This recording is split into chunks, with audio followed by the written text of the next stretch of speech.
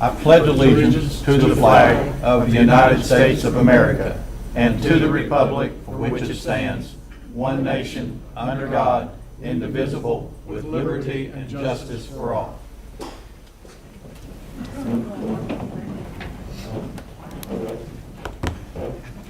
Motion to file and receive the agenda as presented. Second. Any additions?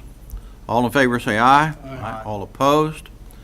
All right, we'll receive and file our minutes for the recessed meeting for April 16th, 2026. So moved. Second. Any additions or corrections? All in favor say aye. Aye. All opposed? Now for the regular meeting on April 23rd, 2026, a motion. So moved. First and a second, any corrections? All in favor say aye. Aye. All opposed? All right, let's see, we'll start off with Mr. Renfro this time. Welcome, everybody. It's going to be a long meeting. I'm not going to be long. Only thing I would ask is whatever the city needs to do, whatever department needs to be involved, we've got to do something about the 300 block of 23rd Street.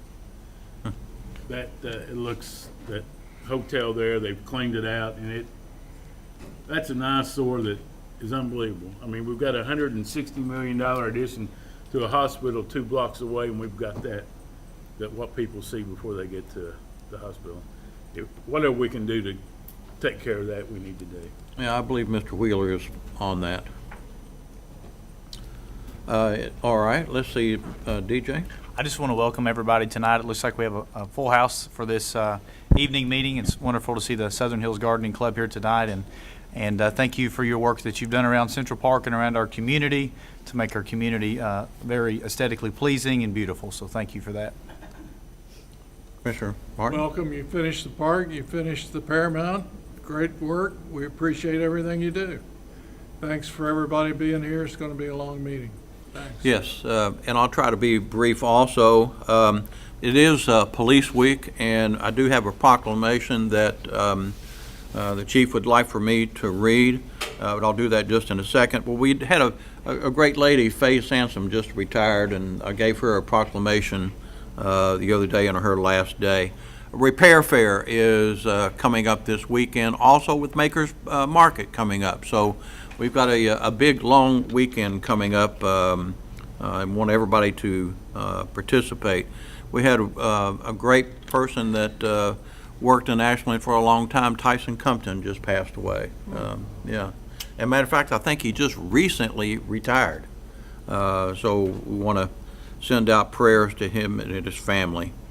And let me read this proclamation, Chief, if you will. As representative for Police Week, whereas there are more than 800,000 law enforcement communities across the United States, including the dedicated members of the Ashland Police Department. Whereas since the first recorded death in 1786, there are currently more than 24,500 law enforcement officers in the United States have made the ultimate sacrifice and have been killed in the line of duty, including 6 members of the Ashland Police Department. Whereas the names of these dedicated public servants are engraved in the walls of the National Law Enforcement Officers Memorial in Washington, D.C. Whereas the service and sacrifice of all of our officers killed in the line of duty were honored during the National Law Enforcement Officers Memorial Fund's 38th Candlelight and Vigil on the evening of May 13th, 2026. Whereas the Candlelight Vigil is part of the National Police Week, which will be observed this year, May 11th through the 16th. Whereas May 15th is dedicated to Police Officers Memorial Day in honor of all fallen officers and their families, and the U.S. flags should be flown at half-staff tomorrow. Therefore, be it resolved that the City of Ashland will observe May 11th through the 16th, 2026 as Police Week in Ashland, Kentucky, and publicly salutes the service of law enforcement officers in the community and their communities across the nation. Thank you. Yes, sir. And we'll proof that off to Yes, Our sir. city manager. Thank you, Mr. Mayor. Our presenter tonight is Police Chief Todd Kelly. Thank you, City Manager, Mayor, and Commissioners. Thank you for the opportunity to make a few comments during this Police Week about our past, present, and future of the Police Department. I will recognize the names of the 6 officers you referred to in the document there as a roll call of our heroes here at the Ashland Police Department. Patrolman James Lane, he was killed end of watch October 8th, 1937. Patrolman Lon Castle, he was killed on May 9th, 1925. Patrolman William Johnson, killed on July 19th, 1923. Patrolman Doc Leffler, July 4th, 1921. Patrolman Charles Hatfield, March 31st, 1919. And Lieutenant Conrad Frank, June 29th, 1910. All succumbed to death by gunfire. At this time, I'd like to acknowledge a thank you to all the residents who will be displaying the U.S. flag at half-staff tomorrow in honor of the Police Memorial Day, and to our City Streets Division, thank them for the installation you'll see tomorrow of the flags that are put every year on our streets on May 15th. They do a great job on that. I also want to thank Community Trust Bank, Allison Christie at the Tower Building, and Delta Hotel for their consideration. Starting tonight with Community Trust, their building and their new lighting system, they'll be blue all around it tonight and tomorrow night. The Christie building has been blue all week, so has the Delta Hotel. So hopefully we can get into practice with them to put that up for all week as we go along. So a shout out and thanks to them. As we've honored our heroes that have given their life in our great city, we also must honor our respect to our current men and women of the Ashland Police Department. The hard work they put out every day to protect and serve our community goes with some challenges. These challenges create an enormous amount of mental and physical wear on our officers. We not only have to remember those heroes we lost, but we must also care for our heroes that are with us today. Those under our watch now must have the opportunities to deal with the up and down of law enforcement that a lot of veterans did not have access to. I'm here today to discuss a topic of paramount importance to the well-being of our officers and the effectiveness of our entire city workforce, mental health. The demanding nature of law enforcement work, and indeed public service in general, can take a significant toll. We ask our officers to run towards danger, to witness traumatic events, and to make split-second decisions that can have life-altering consequences. It's imperative that we provide them with the support they need to navigate these challenges. That's why I'm incredibly proud to announce that our plans to utilize grant funding that you all are going to review this evening of the municipal order near the end of the meeting for a grant applying for from the Kentucky Attorney General. So it's specifically dedicated to enhancing mental wellness with our police department. Our primary focus will be on establishing a robust peer support program. The city offers resources now, but we want to go further. This isn't just about offering a listening ear, it's about empowering our officers to become trained peer support personnel who understand the unique pressures of the job. They'll be equipped with the skills to provide crucial support to their colleagues during or after critical incidents, fostering a culture of camaraderie and well-being from within. Furthermore, these trained peer support officers will be a valuable regional resource. We see this peer team of officers being available to assist other law enforcement agencies in our area, strengthening our collective ability to respond to and recover from critical incidents. But the impact of this initiative won't be limited to the police department. Recognizing that the need for mental wellness supports extends across our city. We plan to make these peer support personnel available to our city employee workforce. This includes our dedicated fire department personnel and employees in other departments citywide. By having a network of trained peer supporters, we can proactively address the mental health needs of all those who serve our community. This project has been a collaborative effort developed locally and in close partnership with the Department of Criminal Justice Training. Their expertise has been instrumental in shaping a program that we believe will be truly impactful and sustainable. Investing in mental wellness is not a luxury, it's a necessity.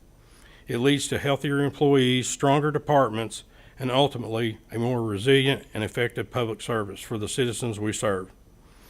And I'm confident that this funding will allow us to create a supportive environment where every employee feels valued and has access to the resources they need to thrive.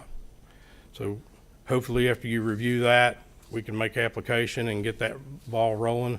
And it's estimated that that's a $5,000 amount that we can put forth to training and establishing that. I already have a model What's policy involved? ready to go. What kind of training is involved? Well, it's some of us have already had training as it results to recognizing situations the officers are in, maybe having personal problems, wanting to communicate or talk, or if an officer sees someone having difficulty or whatever, just trained in what to look for. But at the same time, Is it done on the job here? Or, Yes. Okay. yes. So the Department of Criminal Justice Training does offer some training for peer support. They bring people here? Yeah. So we have used those services. It's called PCIS, Post-Critical Incident Stress. And we feel like as a large agency that we are, we need to have a peer team in place and have that ability to get it started during a critical incident, and then we can pull them in for assistance. But we really already have one. We're really enhancing the program that we have. Yeah, we have just the beginning phases of it. We're just recognized on one side. Right. Now we can, we'll be able to address things such as officer-involved shootings, death scenes, tragic, very sensitive situations, those kind of things. So it does take a toll on the officers. We've seen it in person, and it's time we move forward with getting that training so we can get something going on immediately rather than days after. Chief, I think that's a great idea. It's a great opportunity through the grant to do this and to open it up to our public safety, our police, fire, and our city employees. So I support this. Could that someday be offered to retired officers? Absolutely, and that's, I'm glad you asked that because I could relate that to that. Even the PCIS that's available through the Department of Criminal Justice Training is available through retired officers at no cost. And also, once an officer goes through the training and they retire, they could still be utilized as a PCIS support peer, correct? Yeah, that's correct, and they can become a peer team member at the state level if they wish. Excellent. Thanks, John. Chief. Thank you, Chief. That's all I have, sir. That's right. All right. We'll move into our public participation. This is an opportunity for individuals to speak to the commission. If it's not on the agenda, if you would like to address the commission, you can come to the podium and state your name and your address, and you'll be allowed 5 minutes. Yes, ma'am. Hi there. I recognize the green. Thanks. I'm Mary Beth Reams, 2501 Hampton Street, Ashland, Kentucky. I'm here to offer a request for a Port of Ashland beautification project. Our Southern Hills Garden Club respectfully requests consideration and approval of a beautification project for the Port of Ashland, A planter area, a space our organization has proudly planted, maintained, and cared for over many years.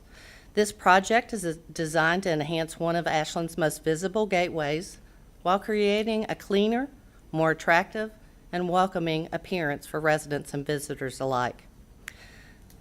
We have this proposal marked out in stages. We really are interested in stage 1 because we have the monies already available for it. Stage 1 is install a permanent solar-lit hardscape feature within the A planter and incorporate blue star or other perennial ground cover, excuse me, to provide year-round beauty, texture, and visual interest. Stage 2 would be to resurface the curb and concrete sidewalk in front of the A using decorative colored and stamped concrete, including a compass design with the latitude and longitude of Ashland at the bottom. I think you all hopefully have a picture of what we're talking about there. It will be centered in the sidewalk to reflect the port's identity and character. Stage 3 would be to construct a low decorative wall along the base of the A to further elevate the appearance and create a more finished, intentional design. All phases of this project are dependent upon private donations and/or grant funding. No financial obligation or expense would be assumed by the City of Ashland. Our organization has already secured donations sufficient to cover the hardscape feature and installation cost of Stage 1. A little background is that in early February of '26, one of our members learned of the grant opportunity through the foundation of the Tri-State intended to support community enhancement projects. For years, our club has discussed ways to improve the Port of Ashland planter with a permanent feature that would provide beauty and interest throughout all seasons. After identifying this grant opportunity, we developed a plan, contacted city leadership for guidance regarding the proper approval process and any necessary communication with City Commission, Park Board, or other entities prior to submission of the application. We are encouraged to move forward and thank for our continued efforts to improve the city. Although the timeline is extremely limited, our members worked diligently over the past 3+ months to complete the grant application, gather estimates, consult with the professionals, and thoughtfully develop a project that reflects pride in our community. The foundation informed us that our proposal was considered a strong contender for funding, pending confirmation of city support for the project, ensuring it would be shovel-ready, and we're told the city would facilitate the project, excuse me, to begin promptly if funding was reviewed from the foundation. After several discussions, it was decided our best path forward would be to appear before the commission. We expected to be on the agenda, but unfortunately that didn't happen. Despite these delays and problems, our commitment to this project has not changed. The beautification effort represents a partnership between community volunteers, private donors, and local leadership for further enhancement, to further enhance one of Ashland's important public spaces at no cost to the city. We respectfully ask for your support and approval today as we continue working to make the Port of Ashland destination our community can take pride in, and visitors will remember. Thank you for your consideration. Do you all have any questions? Has this been reviewed by our different departments, the solar part, or I know we had questions about batteries, and I mean, how's that going to work?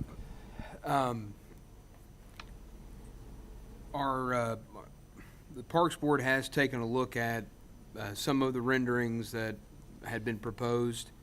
I think they wanted some more information. It's my understanding, and Dave Young, there's also some items that Young Signs had brought today. I believe Young Signs had been contacted to help with. Young Science has already prepared, and they were ready to fabricate when we discovered that maybe we should take a step back and come to talk to you guys. So our proposal is that Young Signs would fabricate the AKY and install it in the A planter. It would be ready for solar is what we wanted. We didn't want any further cost to the city. So in speaking to a fellow from Studimo who does lighting for several places, he suggested a battery pack that would be large enough to light this area, and it would really look great, especially at night, you know, especially during winter time when it gets dark early. We'd still have a nice-looking planter area down there. So that is, Young Signs was only going to have it prepared, and he said it could be prepared for electricity also, but we have never thought to go that direction. We didn't want to tear up any spaces. We just wanted to enhance them. Surface King was going to do the surfacing of the area. That's not digging up any concrete, or in fact, some of the concrete is crumbling. We were hoping the wall would be, that was kind of a late stage, third stage area, but some of the end of the A is actually crumbling, and we were hoping to improve the look there, as is the concrete on the walkway. We were only going to do the walkway area with the Surface King and enhance that with the compass design in the middle. So there's nothing that we're going to tear down. It's all just an enhancement. And, you know, I think it's a great project. I think as long as our departments are involved to make sure that it fits our specifications, but. Can we have a motion to approve the concept subject to final approval of the design by the park board? Yes, we can. Is that a motion? Oh. That's, I'll second Excuse me, that. I was under the understanding that the park board didn't actually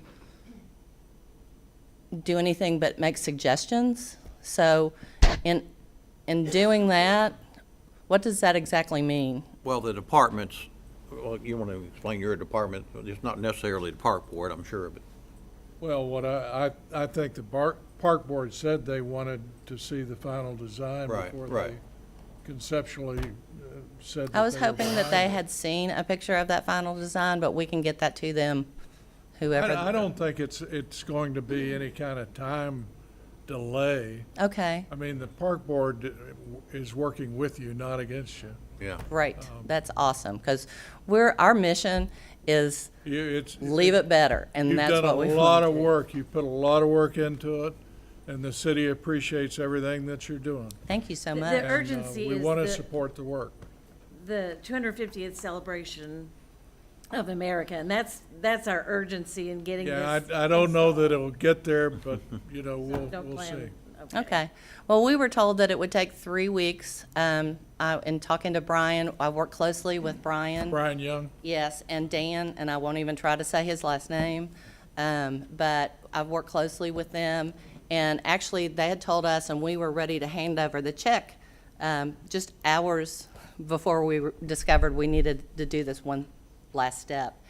And he had told me that he could have that completed in 3 weeks and installed.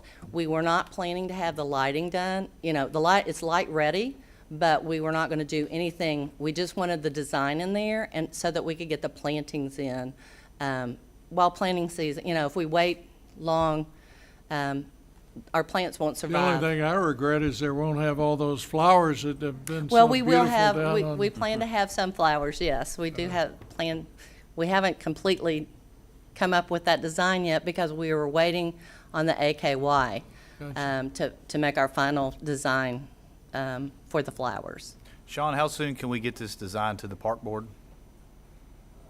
If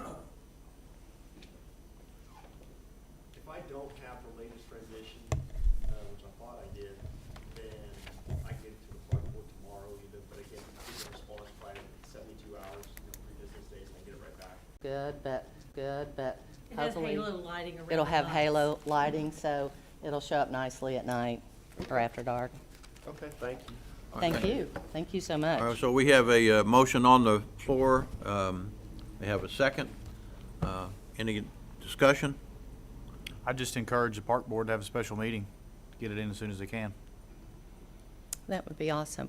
We greatly appreciate you all and all the work that you do, and are glad that we can appreciate partner you with you. guys. Okay, I thank you mean, so much. You're helping the city in so many different ways.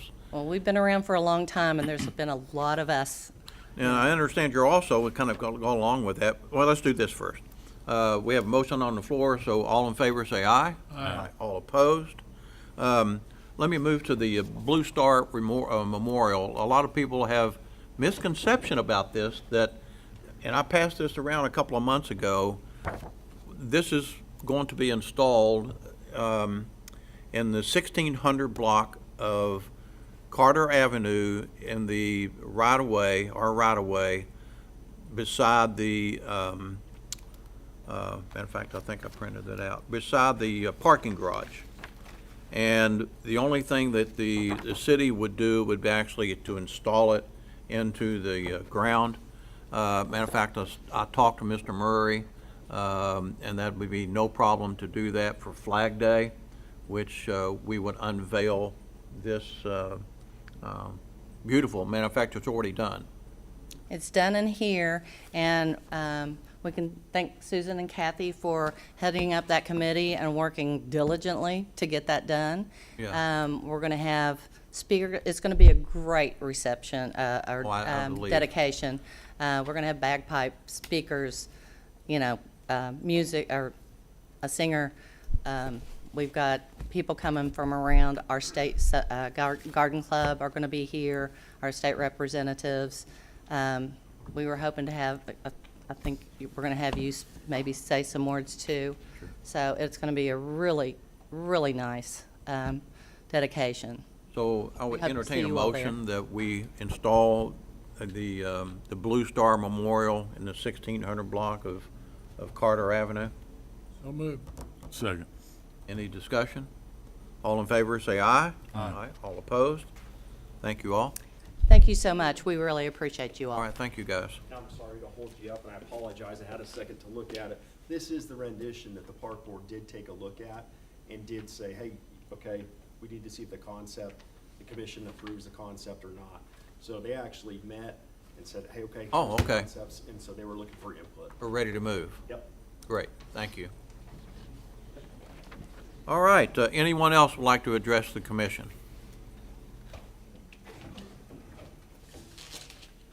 Sisters. Say, this is a tag team effort by the Brown family, also known as Perkins and Reams. I'm Ann Perkins. I'm the Executive Director of Safe Harbor, 2603 Cumberland Avenue. I'm just here to say thank you to the chamber, to the commission for the support that you have given Safe Harbor over the last 42 years. We're coming into our 42nd year on the property. And most of you, I think, know that we're at the old TB hospital. For those who are on My Town TV and may not know, that our services are 24 hours a day, 7 days a week. We cover Boyd, Greenup, Carter, Lawrence, and Elliott County. We have housed over 20,000 individuals in the last 42 years on our property. And that was before we were ever the size that we are today. We actually house right around 150 people per day on the property. We have 60 beds for emergency, we have 30 beds for our transitional, and we have 34 Section 8 project-based apartments that the City of Ashland partners with us, and we're so very, very grateful for. We have been cut $500,000 from our last year's budget. This is the first time in our history, that we have experienced the kinds of cuts that we have. It's on the state level and it's on the federal level. The House and Senate, the governor put us in for $2 million in the budget that we had previously asked for, and the House and Senate both denied that extra $2 million. So I'm going to be short $500,000 for the first time in 42 years of operation. That's a huge, huge factor for us. And I just want to let you all know that because we serve so many people, you know, our budget is right around $2.7 million. This year it'll be about $2.5 million. That's 30 employees that are full-time in Safe Harbor. And we need the support of the city more than ever before, and we've appreciated everything that you all have done for us in the past. But we also are going to have to be looking for cuts, just like everybody else in the state. You know, our state has more money today than we've ever had in the history of the state of Kentucky. And almost every agency, especially nonprofits or anybody that has a contract with the state of Kentucky in the nonprofit arena, is being cut this year. So Medicaid's going to be cut for us significantly. We already know that we have clients who have been cut. We also know that the SNAP benefits are going to be cut. Everybody knows what grocery prices are that live in our country today. Everybody knows what gasoline prices are today. We transport people all across eastern Kentucky for doctor's appointments, court appointments, school appointments, whatever. So this is going to be a really very challenging year for everybody, not just Safe Harbor, but for every single nonprofit. And if we thought homelessness was a problem today, I can't imagine what it's going to be in a year from now if things go the way I think they're going to go. I think we need to be ready. I think we need to be willing. I don't think the churches or any one entity is going to make up the difference for the losses that are going to be across the state. Right now, all of our federal funding is still at risk. We just met with lawyers out of Washington, D.C. We were given notices last January that all the federal grants in the United States for domestic violence, sexual assault, children advocacy were all going to be terminated. Well, we put a stay on all those grants. VOCA, VAWA, TANF, family violence, all of those.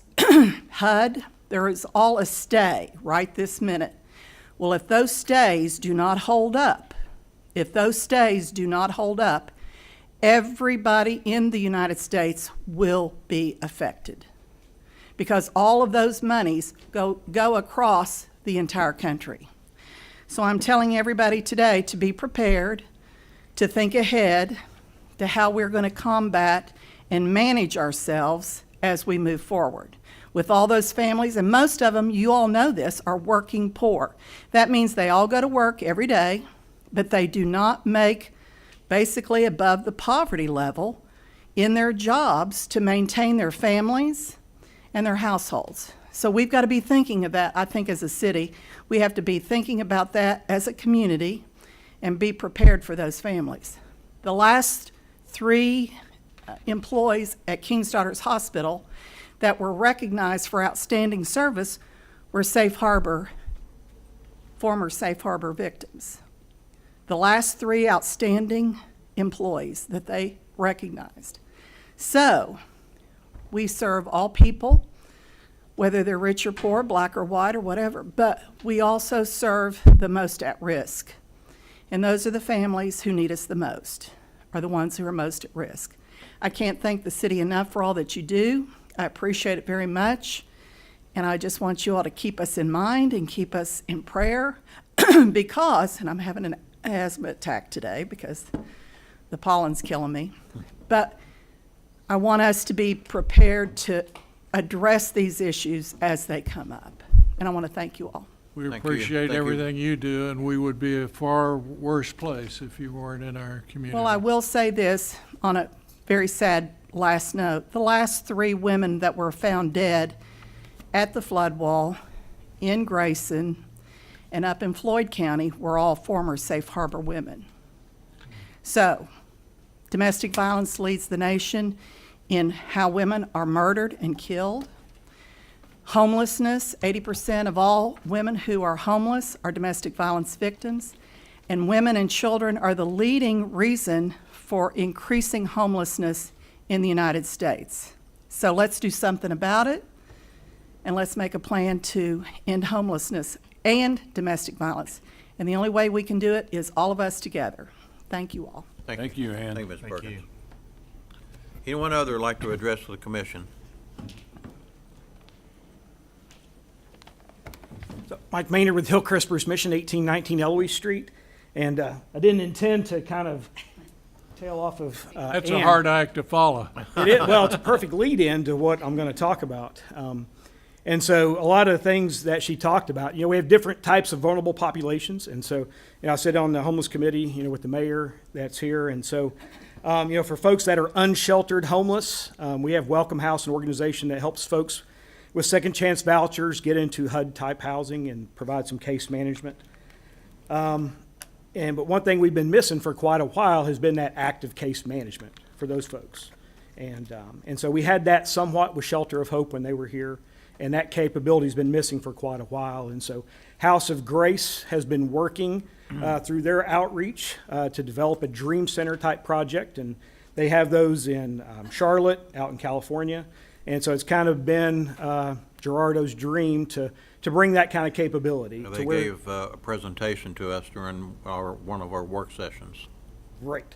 And so that agency can help the homeless. You have Ann's agency that deals with folks that are dealing with domestic violence and are experiencing homelessness. And so that's another niche that we focus on. And then you've got the Mission, who will take folks who maybe they've gotten into that first level of stability, they've gotten into stable housing. Well, now they can start focusing on education and transportation and childcare and all those things that are going to help them get into those first jobs.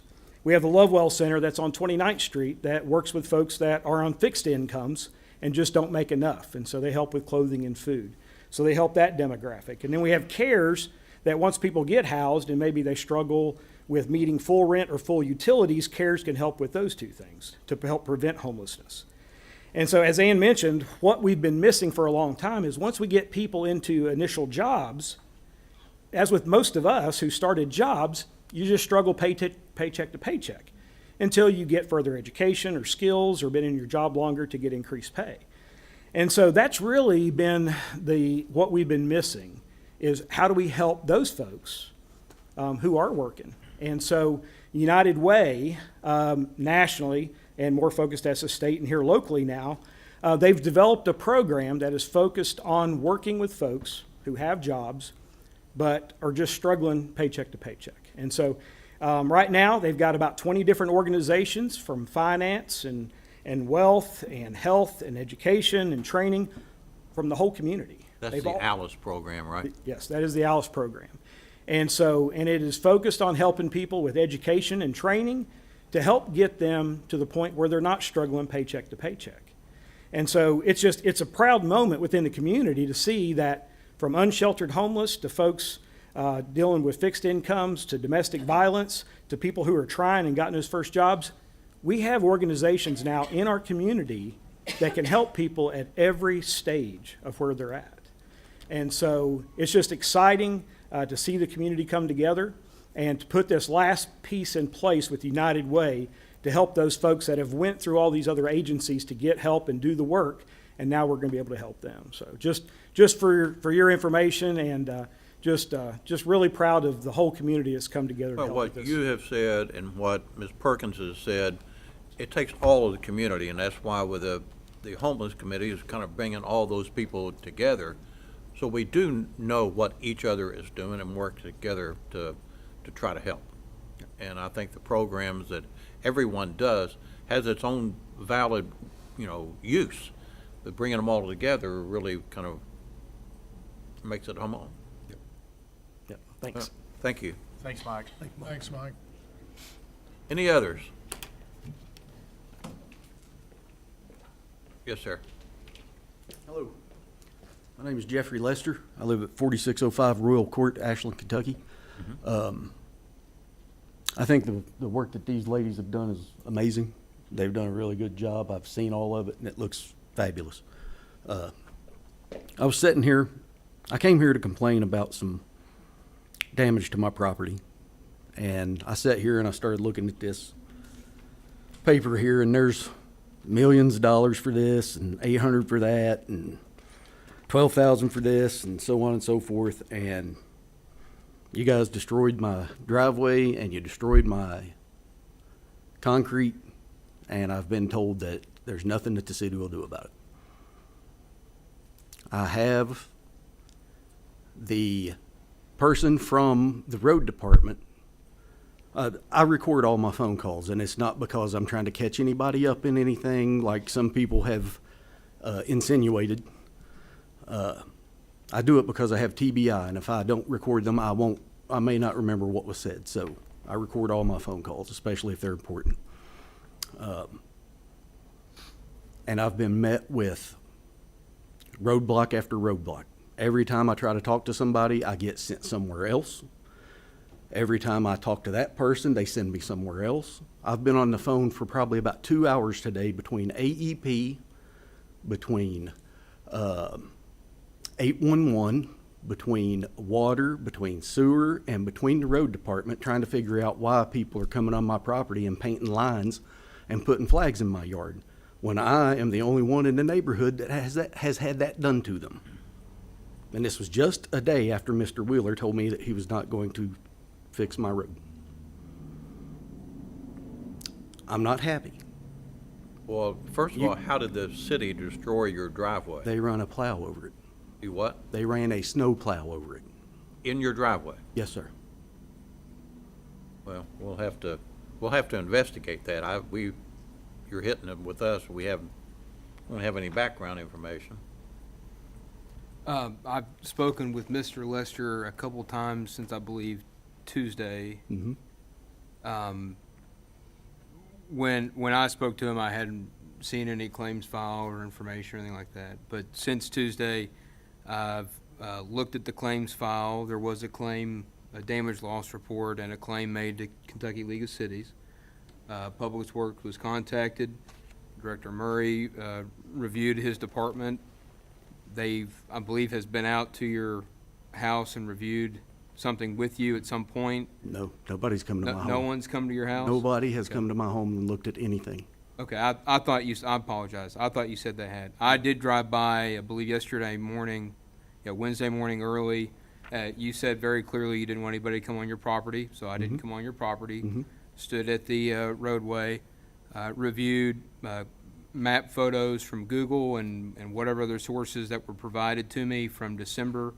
You said you indicated this happened in February, I believe, during the ice storm. Yes, it did. That you had called out for a plow because Mm-hmm. they were having, I think, trouble getting mail. to I your hadn't gotten property. mail in, it was 12 or 14 days. Okay, and so you'd call it and ask for someone to come out and plow the road, and you believe the city had done that. I came out and looked at it, just from my, I'm not a concrete expert, but from my analysis and review, I didn't see anything that really looked different from December. I told you that today in the photos that I saw and that were provided to me. I believe some of those might have even been from you through the claims process. I'm not 100% sure though, because again, I just got into this on Tuesday. But from my review since Tuesday, and again, I was also preparing for the agenda and the budget session and some other stuff, so I did have other stuff going on since then. I did not see any reason to disturb the Kentucky League of Cities decision or what Public Works found, and I understand that you disagree. Yes, I do. And the great thing about our country is we have a place that you can go when you disagree when somebody that you have business with or engagement with, and that's the court system. And that's not me saying, I'm a lawyer, I'll see you in court. That's me saying it upon our review, the staff's review, we see things differently than what you saw. Okay. But How did you see my concrete? If you didn't walk on my property, how did you see my concrete? When I reviewed it with staff and when I reviewed the file, I don't see how our snowplow had caused the damage that you claimed.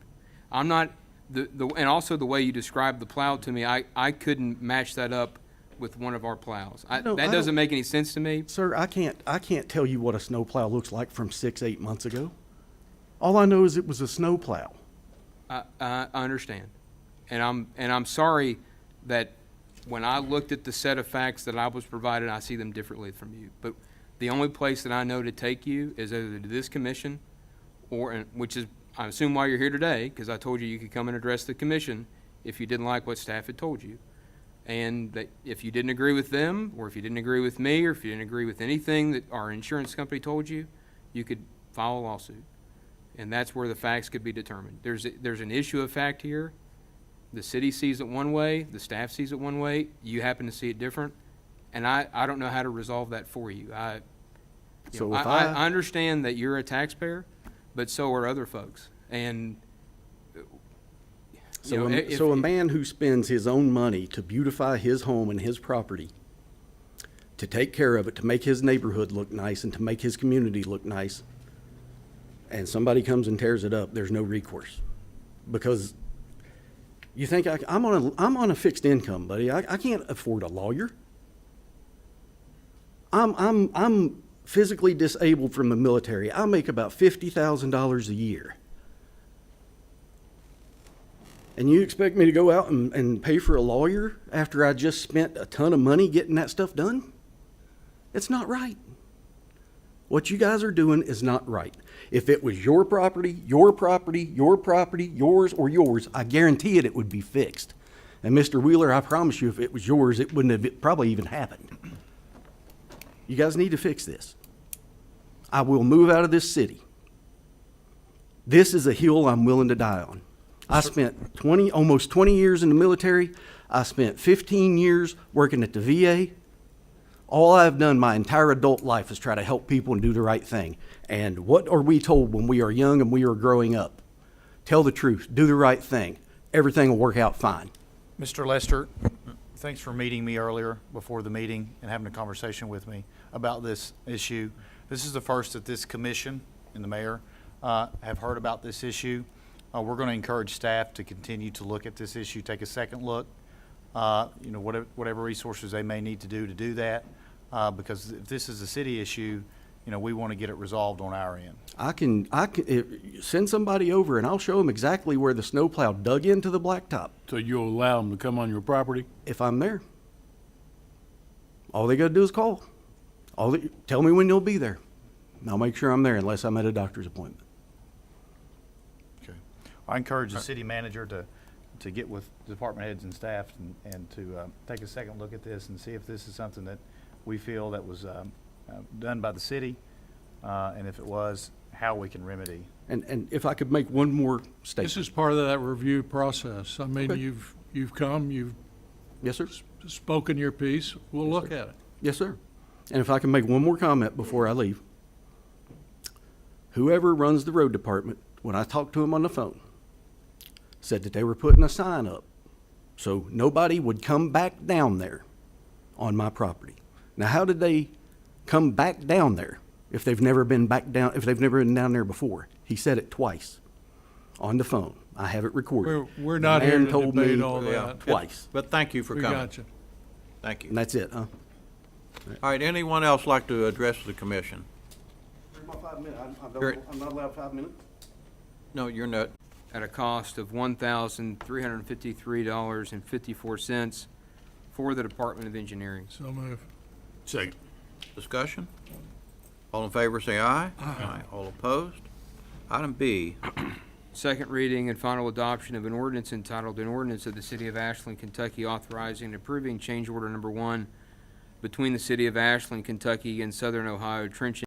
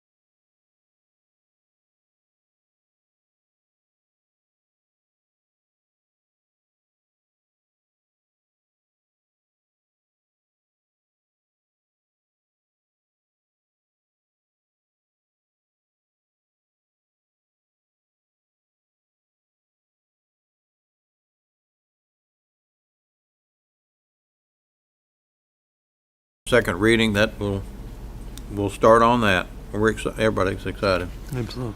All right, all in favor and say aye. Aye. All opposed? Abstain. Yes, sir. Item D, Second reading and final adoption of an ordinance entitled, An Ordinance of the City of Ashland, Kentucky authorizing and directing the mayor to execute an agreement between the City of Ashland, Kentucky and My Town TV to record, broadcast, and post meetings of the Ashland City Commission for a period of 1 year in the amount of $12,000. So move. Second. Discussion? All in favor say aye. Aye. All opposed? Our consent agenda. A resolution of the City of Ashland, Kentucky adopting, authorizing, and approving the course of action presented by the city manager on the items appearing on the consent agenda for the regular meeting of the Board of City Commissioners of May 14th, 2026. So moved. Second? Oh, yeah. Second. All right. Any questions? Good, Got a question. yeah, I've got some questions. Jacob, how many demos have we completed this year or in this current fiscal year? Says 7, but there are 5 on here, so I guess that'd get it up to 12. There's currently 7 completed. I actually just got an invoice for number 8. And then there's 4 more right there. So that'll get us up to 12. 12. 26. Well, okay. Any other questions? Yeah, I've got some. Yes, sir. And what's this thing on Safe Harbor? You know what is on here? Safe Harbor Northeast Emergency Solutions Grant must be approved. Every year, I apply for HUD money. It's called Emergency Shelter Grant, and the city of Ashland has to approve me applying for that grant. So I'm writing it, and it's due tomorrow. So you need to have the approval tonight? Tonight, Yeah. that you'll allow me to apply. Gotcha. It won't cost you a dime. I hear you. I hope it'll bring me some money. Hope so, too. Any other questions? Yeah, I'd have a couple Yes, sir. more. On item G, Mr. City Manager, you've got that there's, in fiscal year '26, there's $620,000. How much of that remains? Do you have any idea? I think she may have a number for you. Or Barry may, one Oh, of the that's two. on the yeah. tank. The 620,000, we also have a contract with Wiser Coatings. Barry, do you have that?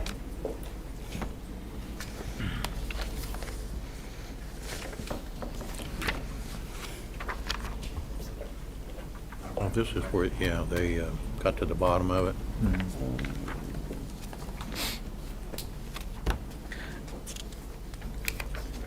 Do you know about what the contract is?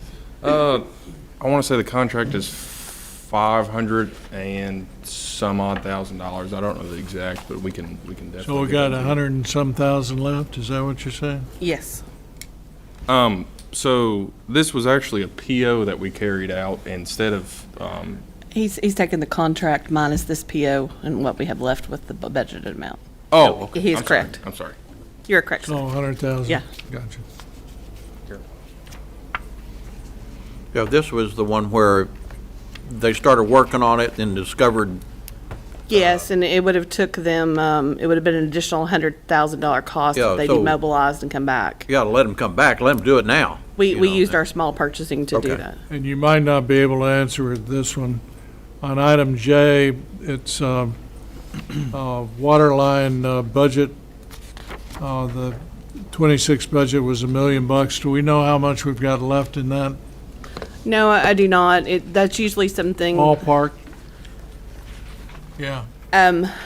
We reconcile that at the end of the year because they're working on several. All these yes, repair works yes, are going on? Yes. Gotcha. We'll actually go back Is- and figure Is staff time. 6 and- weeks enough to do the work, Barry, on item K?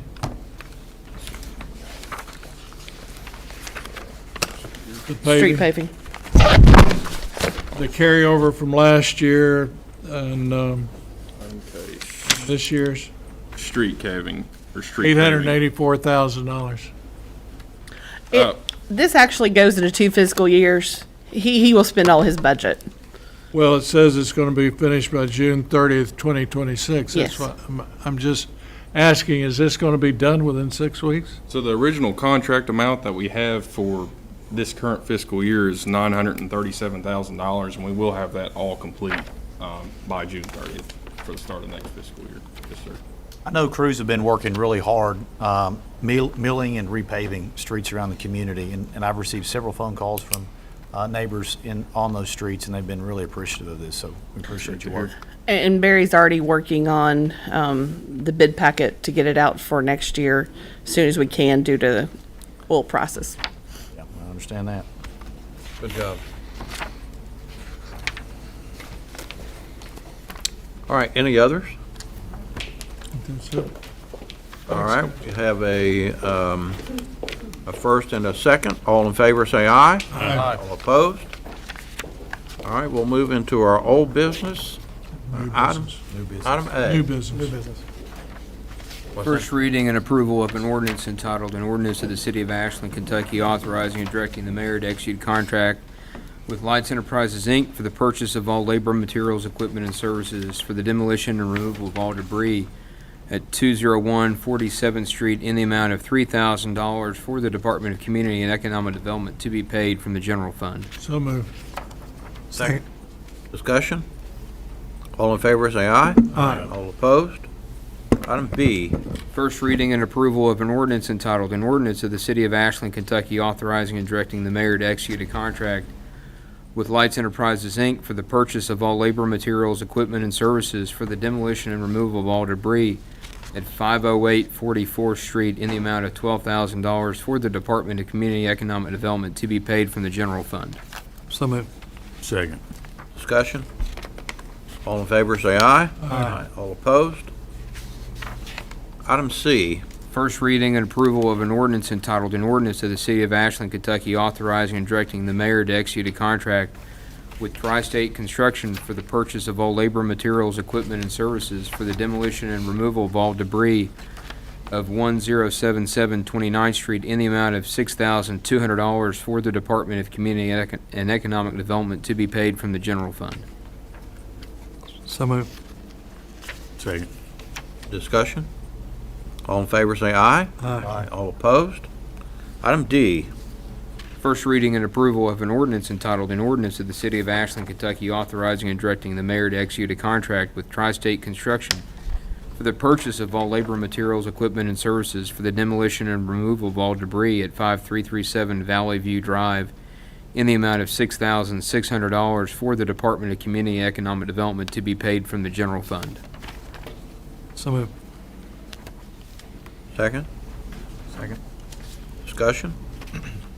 All in favor, say aye. Aye. All opposed? Item E. First reading and approval of an ordinance entitled, an ordinance of the City of Ashland, Kentucky fixing the tax levy for the year 2026 payable in the year 2027 on the bank deposits franchise tax for revenue purposes by the City of Ashland. So moved. Second. Discussion? Is there any change in the tax rate? No, sir. I No, don't sir. think so. No increase. That's pretty much every year. It is, it's the same rate each year. All in favor, say aye. Aye. All opposed? Item F. First reading and approval of an ordinance entitled, an ordinance of the City of Ashland, Kentucky fixing the regulatory license fee at 4% of the gross receipts from the sale of alcoholic beverages within said city during the fiscal year July 1, 2026 through June 30, 2027, as authorized and imposed by Section 24 of Ordinance Number 8, Series of 2021, as amended, known and cited as the Alcoholic Beverage Control Ordinance for the City of Ashland. Such proceeds to be used to reimburse the city for expenses related to the sale of alcoholic beverages therein. So moved. Second. Discussion? All in favor, say aye. Aye. All opposed? Item G. First reading and approval of an ordinance entitled, an ordinance of the City of Ashland, Kentucky authorizing and directing the mayor to execute an agreement between the Commonwealth of Kentucky Transportation Cabinet and the City of Ashland for a federal grant in an amount up to $120,000, which will require a match in an amount up to $30,000 by the City of Ashland for the Mayo Plaza Streetscape Project planning study and preliminary engineering. So moved. Second? Second. Discussion? Yeah, do we really need a study to tell us what we're gonna do with, Mayo Plaza? I mean, hasn't our engineering department come up with a plan? this is one of the items that last year when you all took office, we were cutting things out of the budget to save us money. We had money budgeted to pave and do sidewalk work. Erica worked with me, and she was able to obtain a federal grant to do so. To spend the federal grant, they require you to use their planning and go through the planning stage. The city obtaining the grant will do the planning, then we'll reapply for money to actually pave, do sidewalks, lighting, and storm sewer.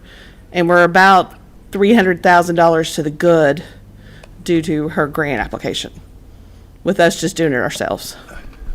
Go ahead. So this is just a study for It's right a now, study. And then we will apply for the grant funding. Yes. To do the work between. And once they approve you for the planning, it's 99% you always get the, We got more studies going on in this town and spending more money on studies of consultants and.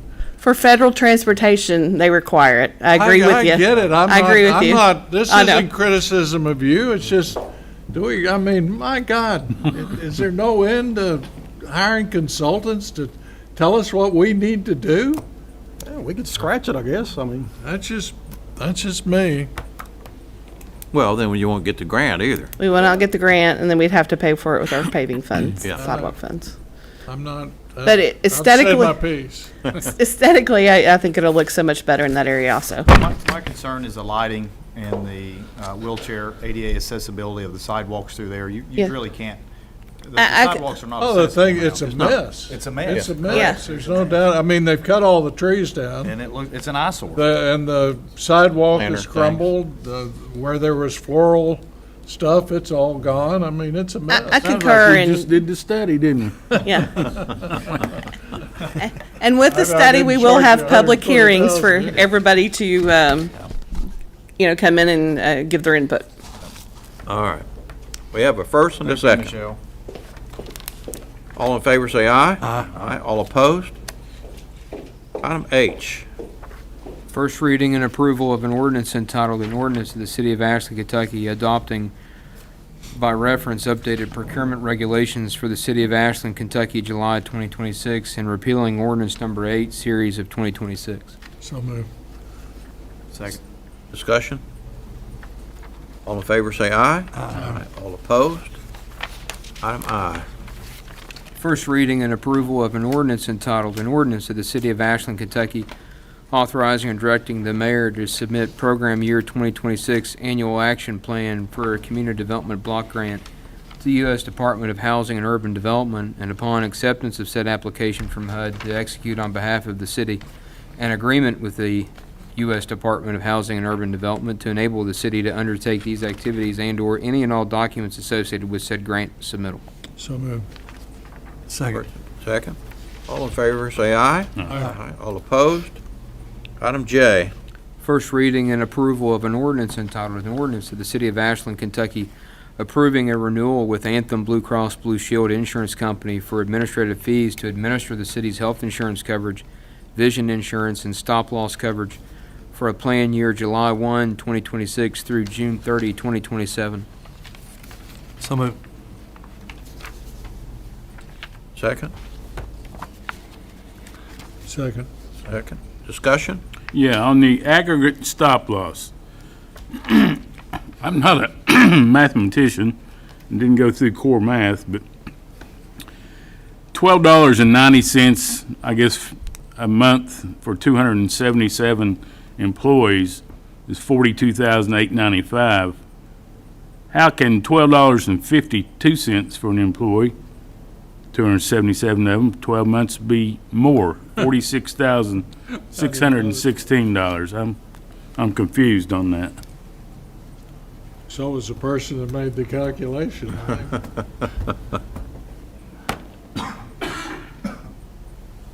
Noted. That's obviously an error. Okay. It still is talking about the 12% or 12.8% decrease. Looks like the administrative fees decreased by 12.8%. That's good news. I apologize for that error. That was, Samantha Salyers did a wonderful job. You'll notice an administrative fee decrease of 12.8%. She did a great job working with Anthem to do that, and when she sent those up I calculated those to put into the fiscal note, so Mea culpa. my apologies to the commission. Sorry. I would point out that's a very modest increase. Uh, The net increase is 109, 184. Will, will our staff see any increase in their insurance premium? And their We've not done any ordinances to do that. Okay. Did increase the city's portion by $500 per employee, so that will cover any cost. Okay. All right, so all in favor, say aye. Aye. All opposed? Item K. Reading and adoption of a municipal order entitled, "A Municipal Order of the City of Ashland, Kentucky authorizing and directing the mayor to execute a subaward agreement between the City of Ashland, Ashland Police Department, and the Financial Commission for Appalachia High-Intensity Drug Trafficking Area, HIDA, accepting funds in the amount of $58,000 from the United States Office of National Drug Control Policy, and authorizing and directing the mayor to execute any and all other documents related to said grant." So moved. Second. Second. Discussion? I guess basically this just to pass through, right? Okay. Oh, Reimbursement. Okay. Yes. All right, all in favor, say aye. Aye. All opposed? Item L. Reading and adoption of a municipal order entitled, "A Municipal Order of the City of Ashland, Kentucky establishing a finance committee to provide oversight, review, and guidance on the city's financial matters." So moved. Second. Discussion? Yeah, what's the plan for the finance committee? I mean, what's the makeup gonna be? Well, that was a question that I had too. who's We're on going it? to put 2 commissioners on it, and then For sure, 2 commissioners. need to I be. thought that's what we had talked about at the budget work session was Yeah. 2. I think they set the mayor and a commissioner on it. Be Tony, myself, Barry, and Robin, and Samantha. okay.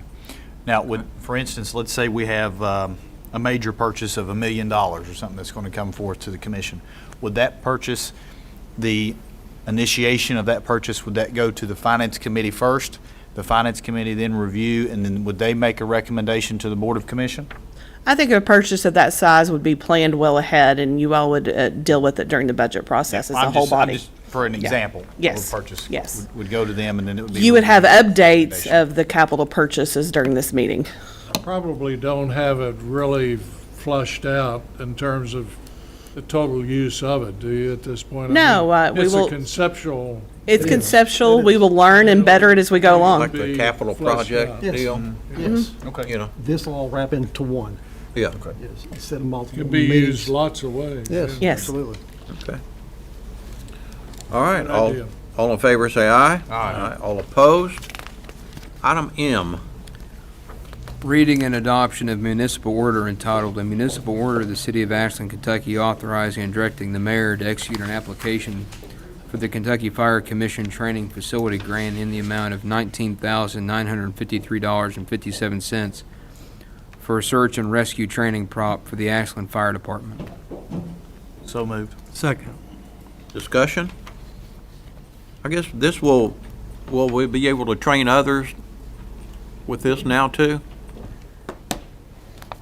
Yeah, this is gonna be a mobile prop. We'll keep it a drill tire. We'll be able to teach fire behavior with it, smoke behavior. It can be used for our firefighters training as well as public events. It's basically a steel 2-story house with a garage attached to it, so we can show fire behavior, why you should close your door, how things are gonna work. So it's good for us and the public.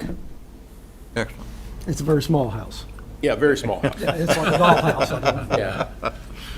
All right, all in favor, say aye. Aye. All opposed? Item N.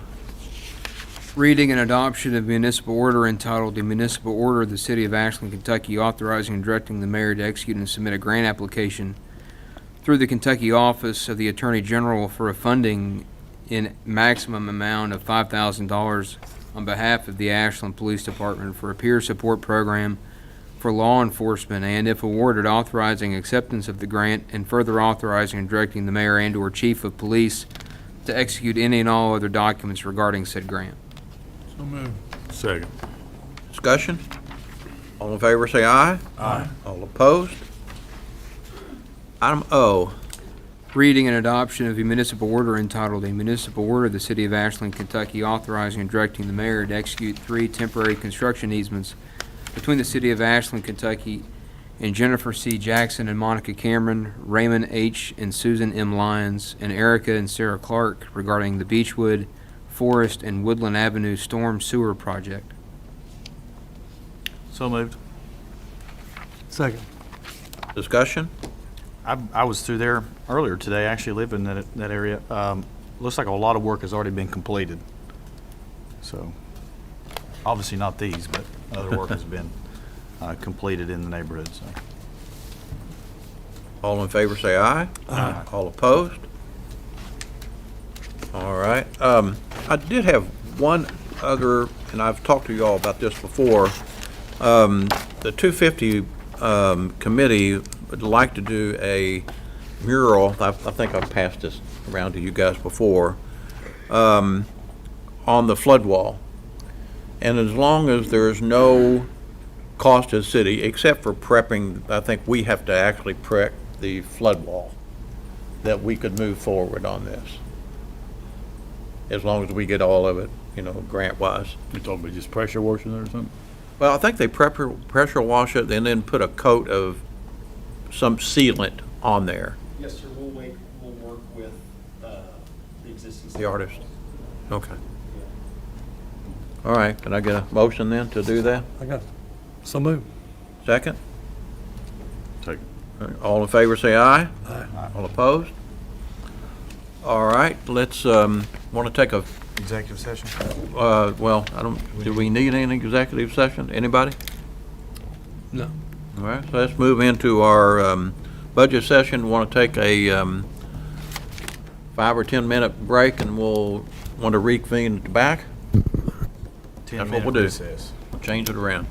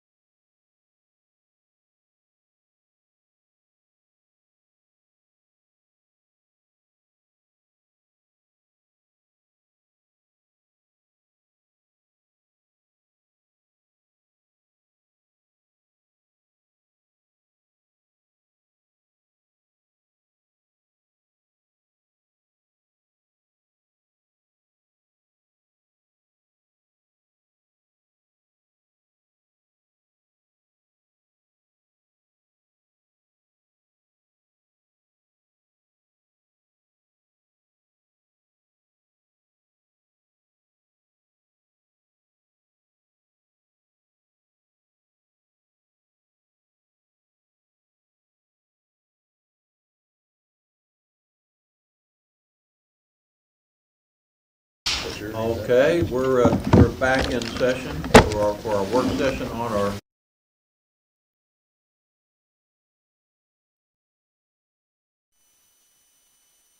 Thank you, Mr. Mayor. I think the last time we met, I think the Department of Finance was complete with presenting the budget.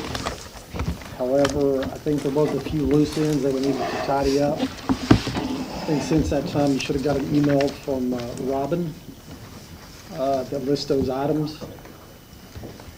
And with that, I'll turn it over to either Robin or Ms. Veach, and we can go through those. I think it's 7 items that we need to tidy up.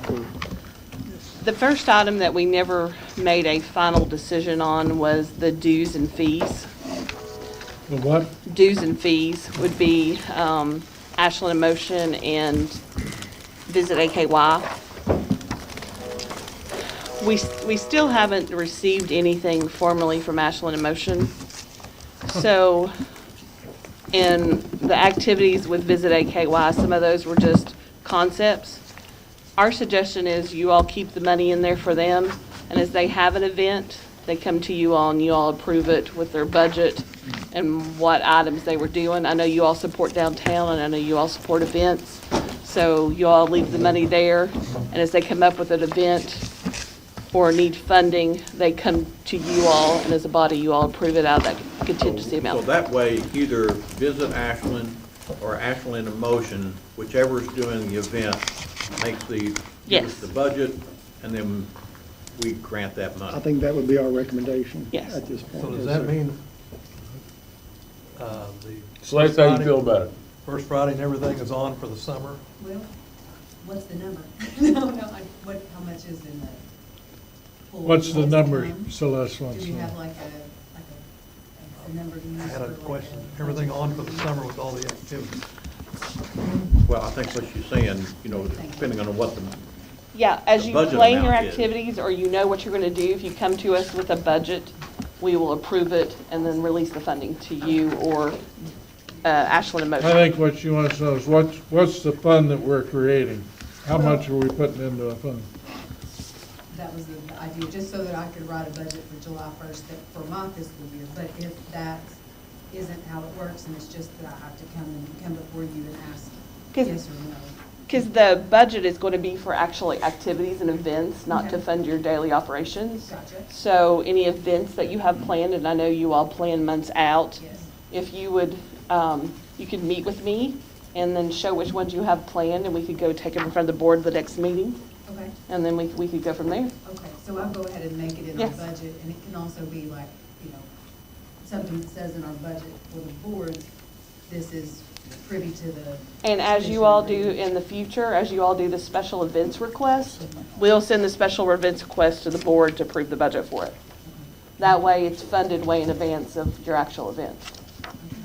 So are we gonna fund it like a dollar amount, a set dollar amount, and then they're gonna budget off that? well, it wouldn't be Yeah. a set, it would be what they would request. If Let's they say do, the if- event was 3,000 or 4,000. Yes. I get What's that. the How total much are amount we that putting that we budget aside for total? it? We have 117 that we have in contingency.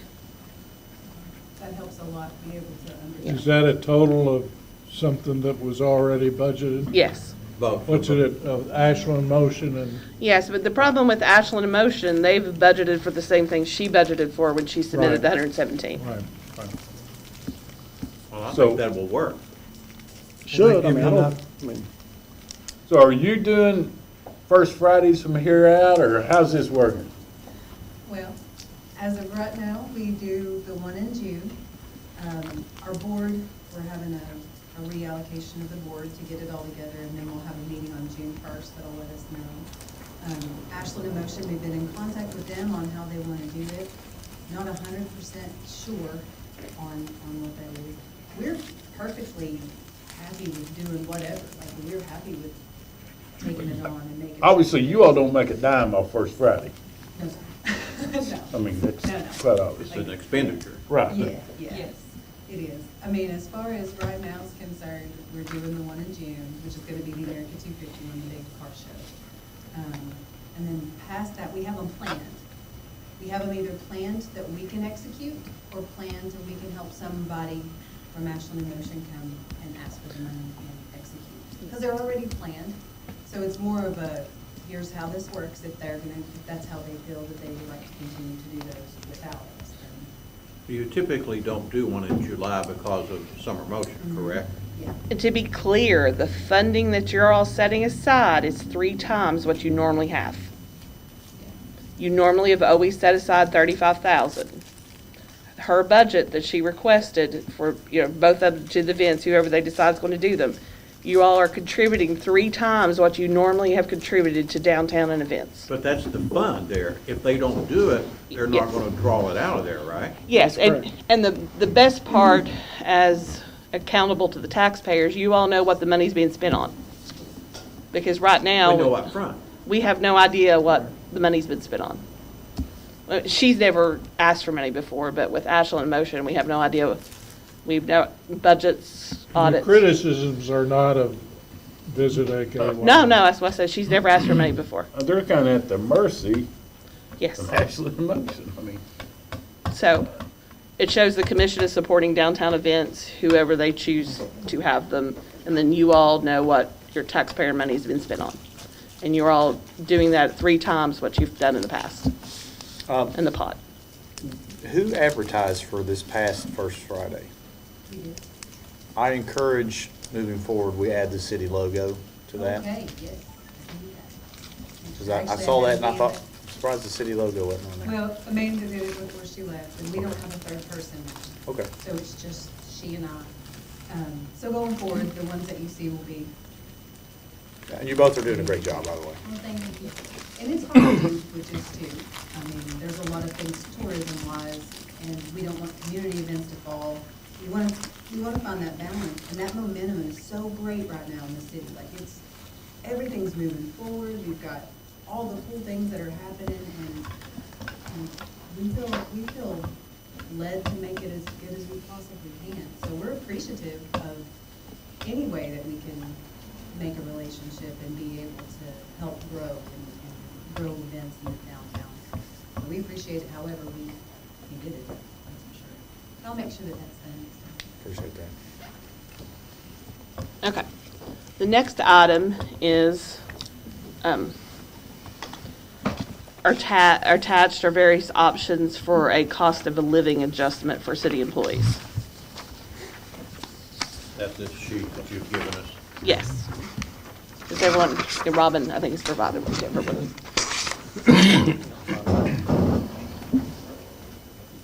Well, I think we need to do it. I think our employees do an outstanding job and be compensated for it, especially with all the rising cost of everything.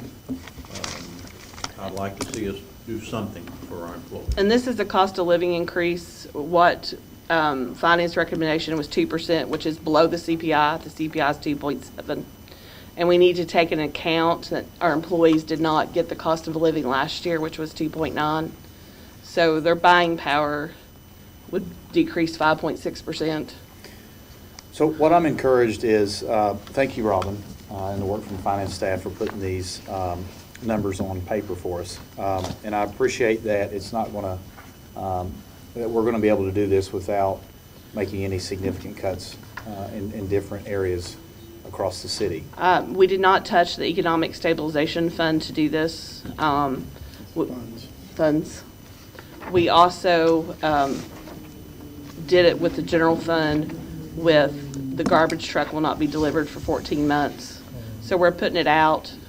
I mean, we kicked it down the road to August, September, but we would pay for it next year's budget and go ahead and order it. So these are the practical kind of scenarios that we could potentially look at that were drafted by the finance department. Yes. my thoughts are this. A high-paid city employee making $150,000 a year gets a 2% raise, he gets $3,000. A worker that makes $40,000 a year, 2% raise, he gets $800. My proposal was 2% or a minimum of 1,000. And that was So to that's keep. what the 1,000 or 2%. Yeah, that means. keeps the pay scale relevant without messing it up too bad. It gives a compromise, and it helps the employees that are paid less, and it still does the cost of living for someone that, makes more. Well, if we did 1,000 across the board, how would that affect the pay scale? Obviously, it would increase each rank in the pay scale by $1,000. But how would that how would that be an issue to the pay scale? Well, when you look at what employees actually make, when you start to get into mid-level supervision where they're overtime exempt, Tony and I went through some of the 2025 W-2s, where they get overtime, they actually make more than their supervisors. The pay scale, when it was done, was compressed. You actually have supervisors and employees sometimes in the same grade. So you have an exempt employee who is still working overtime but does not get compensated for it. It's figured in their salary when they did the market study. When an employee gets overtime still, some of our higher paid employees are some ones that their base scale is on the lower end. And then when you do a fixed amount, you also have to take into account a firefighter or a police officer that has built-in overtime. You're actually giving them more with them out actually working an hour of unscheduled overtime. So that's why the hybrid was my recommendation. A firefighter on their base pay gets 832 hours of overtime. So they automatically make more than your street worker would. What about the police department? Police department work 12-hour shifts. I know, what, have you calculated what that is? It's 208 hours, I think, of unscheduled overtime, Robin. I mean, it's been a while since I've done those. Is that the police and fire probably do the most overtime, is that correct? They have it scheduled in their Scheduled. work It's built shift. in. Yeah, It's right, scheduled. right. It's built into their the shift. So when you give a $1,000 raise, you automatically give a firefighter almost $1,700 without them working a day of overtime. And then when you start to look at some of the supervisors, like in the police department, the people in the 12-hour shifts are making more than their captains, lieutenants, and are making more than their captains and majors. So because lieutenants get overtime, and they're making more than the people that do not. You know, That's why you like the hybrid. That's why I like the hybrid, yes. We have a lot of employees here, and we have a lot of positions here that are probably overpaid. And that I think that when we look at doing a pay scale in the future, pay adjustments, we need to look at certain positions. We also have a lot of folks here that work really hard that don't get what they deserve. On that end, I think that my opinion would be the $1,000 flat rate across the board. Well, I just hate to see the gap between the people that make the good money and the people that don't. Keep getting wider and wider and wider. But at 2%, it stays the same. Because at $1,000, you're actually giving them more of a raise than you would someone else. And a firefighter gets more raise than someone else. It's tricky. Because you look at the actual W-2s. It's really difficult. I'll give you an example. Like, there's only 7 employees that make under $40,000 in the city. The bulk of those are in finance and public services. We have 53 people that make under 50K. So 19% of the city employees make 50 or less. So that'd be 81% of the city employees that would be getting less than 2%. That's based on 305 employees. And this is not a raise, it's a cost of living adjustment. And a cost of living adjustment is usually 1% on someone's salary because that is the buying power that they're losing when they go out in the market and buy goods. But I think I speak for every employee. I mean, we're all very appreciative. The city's a great place to work. It's been a great place to work for me. So when I'm telling you these numbers, I don't want you to think, anybody think, that I think. We don't do otherwise or- longevity anymore, do We do not. And that's part of the thing. we? That was a real benefit to the. That was. That was part of the thing with the comp study, when they did a experience factor, and it messed up a lot of people in the scale. You have a lot of people that are supervising others that their employees make 10, 15,000 more than they do. We have an issue currently, just frankly right now, that's in the police department. Is this a good time to talk about it? But Say it again. if you don't care.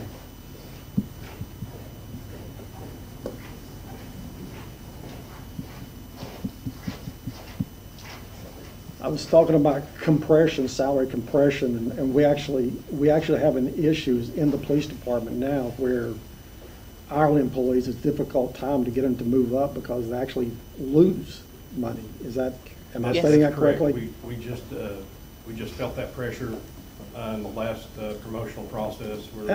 And I know I'm talking probably a little bit too soon. That's something that's going to come to you all, but. With the FOP contract, because what the FOP has requested will actually make them make more than the people in supervision. And we had it in the fire department too, where you had 2 people take demotions to get the overtime back. Constant struggle. Oh, yes. Now, will the hybrid help that issue then? Yes, the hybrid will not make that issue worse because you'll get the people, will get 2% of their cost of living It's not back. going to go away, though. No. It will. We will have to probably, when we negotiate the FOP contract, we will have to probably look at some of the management salaries. Because you cannot get anybody to take the test for Okay, Test for what? Lieutenant. lieutenant. Promotion. yeah. Nobody signed up to take the lieutenant's test? What does that pay a year?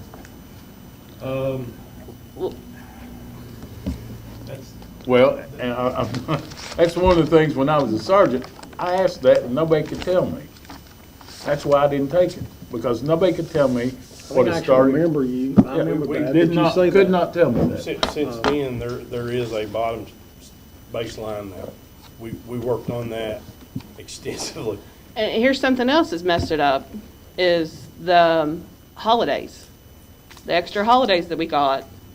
When you have management that gets the 8 hours and you get the patrolman and the sergeant that's making and lieutenant working the 12-hour shifts, they got like a $2,400 benefit and management got an $800 benefit from it, which it's made the whole scale out of whack. We fixed it where there was a 15% difference between some of them because of the amount of overtime. And these management people in police and fire are working just as much as the people out in the street. That's individual people. Okay. Are management employees compensated for their overtime hours? They don't get, No. obviously overtime rate, they don't get comp time, they don't get a. Nothing. They don't get to leave early on the day, No. or? Nope, they do not. We need to address that. Well, I understand, Commissioner, your old point of view on it, but I'm also trying to rectify this overtime and balance. To me, it seems like the hybrid is the better choice to go with. Well, to me, it sounds like we need to look at the entire scale again. Oh, yeah. And it needs to be reviewed, not by anybody from Louisville or Cincinnati or wherever they were at before, but from our in-house folks. Yeah, I mean, And these comparable guys are not competent to, enough to do that. and comparable not to private sector jobs, but to public sector jobs. And that'll be compared to cities of equal size. Yeah, Our exactly. city pays more than Ironton for sure, Huntington, Charleston, West Virginia. Our wages are comparable to Lexington. Well, that sounds like a job of the finance We can't committee we undo just what's been done. talked about. And some things with our city that you'll find is not many comparable cities of our size actually own their own utility company anymore.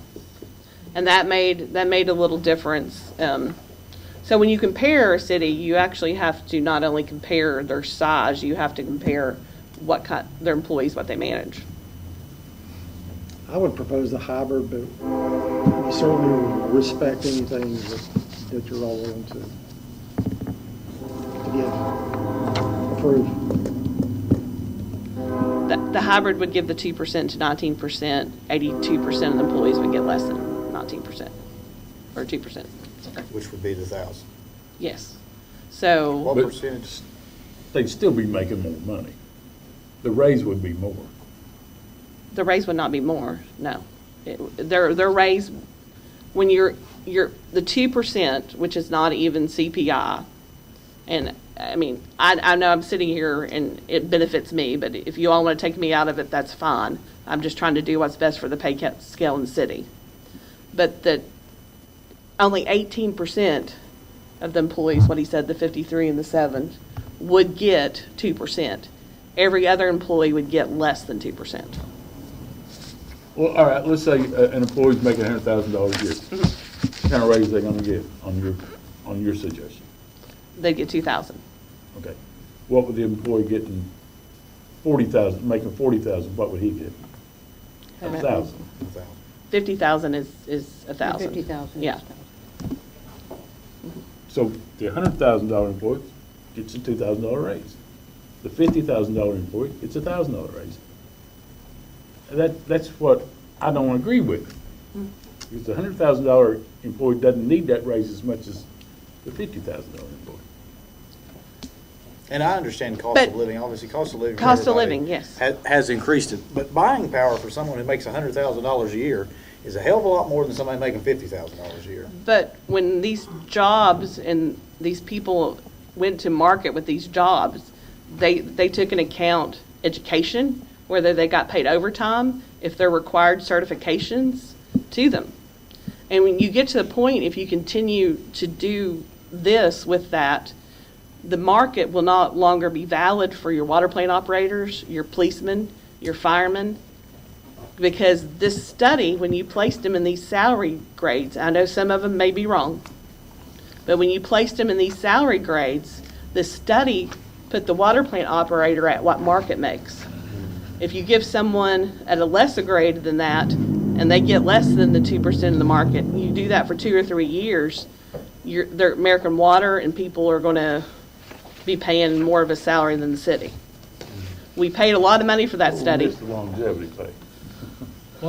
Taking longevity out was a big Yeah. loss.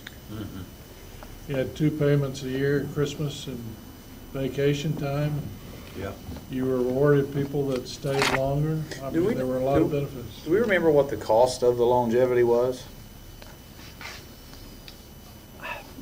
Obviously, it's been several years. Yeah, it has. I want to think right around 80 or 90,000. When did every it go 6 out, months. Tony? Sir, I'm getting old. Just curious. I don't really recall. I do, because that was asked several times. It's right around 85 to 90,000. Would be more than that twice a now. year. Right. Yeah. For what you said of that. What if we gave a flat $1,000 across the board and then went back to review how this pay scale is administered with you all? Your thoughts on reviewing the pay scale? I'll do whatever the commission tells me to. That was like a 2-year-long process last time. I don't know that we have the internal expertise. That's a painful damn thing to put the city through again. I don't want to Yeah. put anybody on the spot, but let me ask Mr. Murray something. So Mr. Murray was our HR director here for a long time. And you actually, your staff undertook a pay classification study. What are, you were able to do it in-house. What was the timeline on that? When you all did it? We didn't do it in-house. You didn't do it in-house? Oh, contracted it out. I think maybe I'll just mention to Yeah, your yeah. point, is typically use percentage because of relativity, right? So that's what I think Michelle Beach is speaking to. Class column.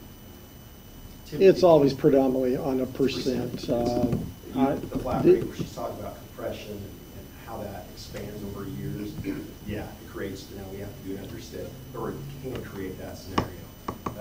But, like, it'll all work, but the 2% is usually what HR will, or a percentage, I should say, whatever that percentage. What I like about the flat 1,000 versus the 1,000 or 2% is it saves us roughly about 106,000 and some dollars versus the 1,000 flat versus 1,000 or 2%. I think we save that, and then we come back and look at the pay and classification But scale. we're saving that, but we're giving it to our employees. Correct. Yes. I think the paying classification study, 100,000 would be cheap for one. Oh, Mhm. let's do another study. We could probably do it in-house. If you're unhappy with the one that was made, you go back to the drawing board and our own in-house. The last study actually brought Okay. the lower level employees up by 15 or 20%. It benefited them greatly. And there were some errors that finance staff had to go back and take care of too. Sean and I have had this conversation before. We were on the opposite side of the fence too, so. Friendly opposites. Yeah, yeah.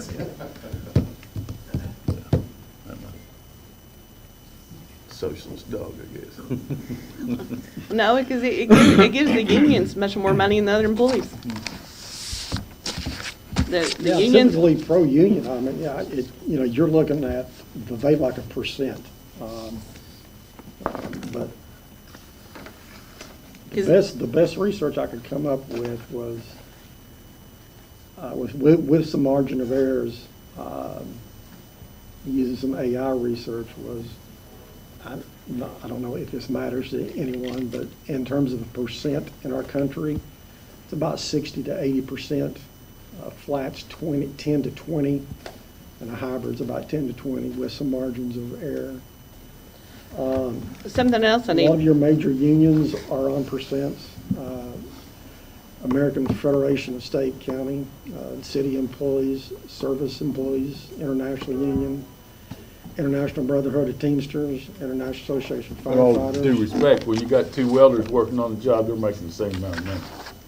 Yeah, yeah, I mean, whether he's yeah. been there 3 years, 15 years, Oh, I'm with you. they're, and so percent means the Well, same. they want to keep, I mean, the supply and demand of labor, when you're in your union, you want to keep those rates high, and they typically favor a percent. But I'm not going a bit too far on that. The supply and there's demand of another labor. legislation that came back with the KRS. We'll have 48 of our employees either have to pay 1% or 2% more to Kentucky retirement. So most employees with the percent or 2% at this will actually end up with a smaller paycheck. I want to convolute the issue. even That's further. why it was my suggestion, the 2%, because at least the people that were doing the 2% would come back to zero. So you'll have a lot of employees, their paycheck will go down in July. Because they got $1,000, right? No. No. Because Kentucky Because retirement retirement- is taking more than Wow, that. where did I get off track here? Kentucky retirement is taking more than that. And they even go back and they're hitting tier 1 employees. Only to a certain date. Yes.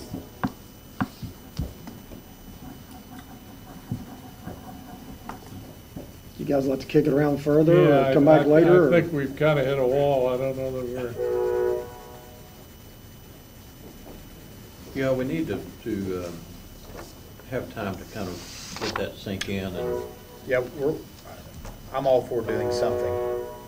oh, I think all of us are. I think I'm stuck at a flat rate because when I was an employee here, I saw making $42,000 a year. I saw the folks making $100,000 a year.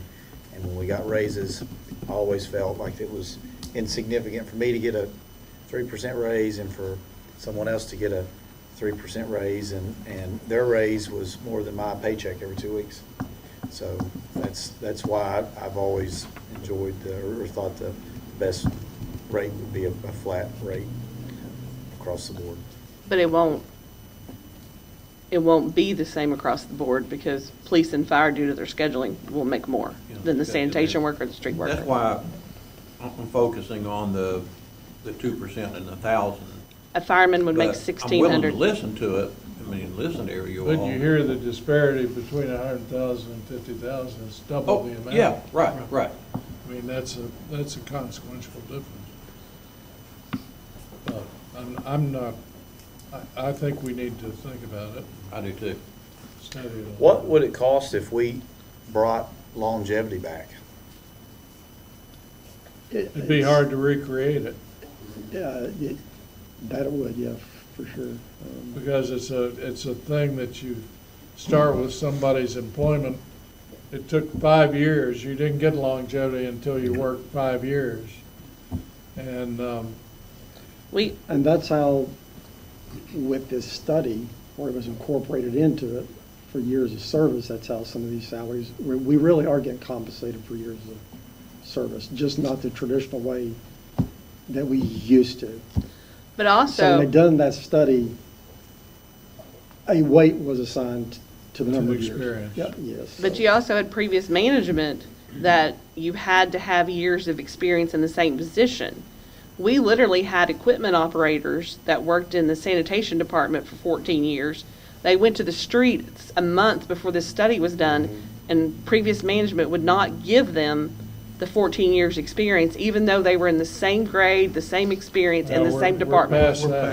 But a lot of the employees, a lot of the employees did not get their longevity pay or any experience in their salaries because of that. So you have, I'd have a little hard time understanding how you could really work longevity into it. I mean, I don't think it doubt would be that there was difficult, some Commissioner. experience factor put into it, but all that longevity was a major benefit to the employees. It Yeah. really was. I would say, the budget that you have in front of you, no matter which way we go, it is a responsible budget, especially for the two primary funds where we're building back our balances. So, Well, let's, We can- Commissioner Martin just said, let's sleep on that. and I would like to say this, when they done that study, I mean, it's my opinion, just my opinion, there is no really bad paying jobs in the city. I mean, the city's a wonderful place It's a great place to work. It is. 100%. I don't think there's a better place in Ashland to work I than the agree, city. 100%. I just want to get that out there. I mean, No. it's, Yeah. I mean, There's a lot of benefits, and wonderful. particularly the feeling that the workers had toward each other. I mean, it really ends up being more of a family relationship. I mean, I don't think that exists in a lot of employments.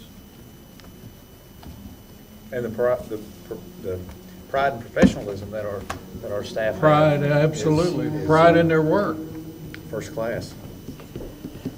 All right, if you all agree, let's move forward. okay. The capital purchase improvement fund, we deleted the 350 for the police building addition. On that issue, can we factor in some amount for Brownstead and Bradstead and Carroll to do a cost estimate of what that would be?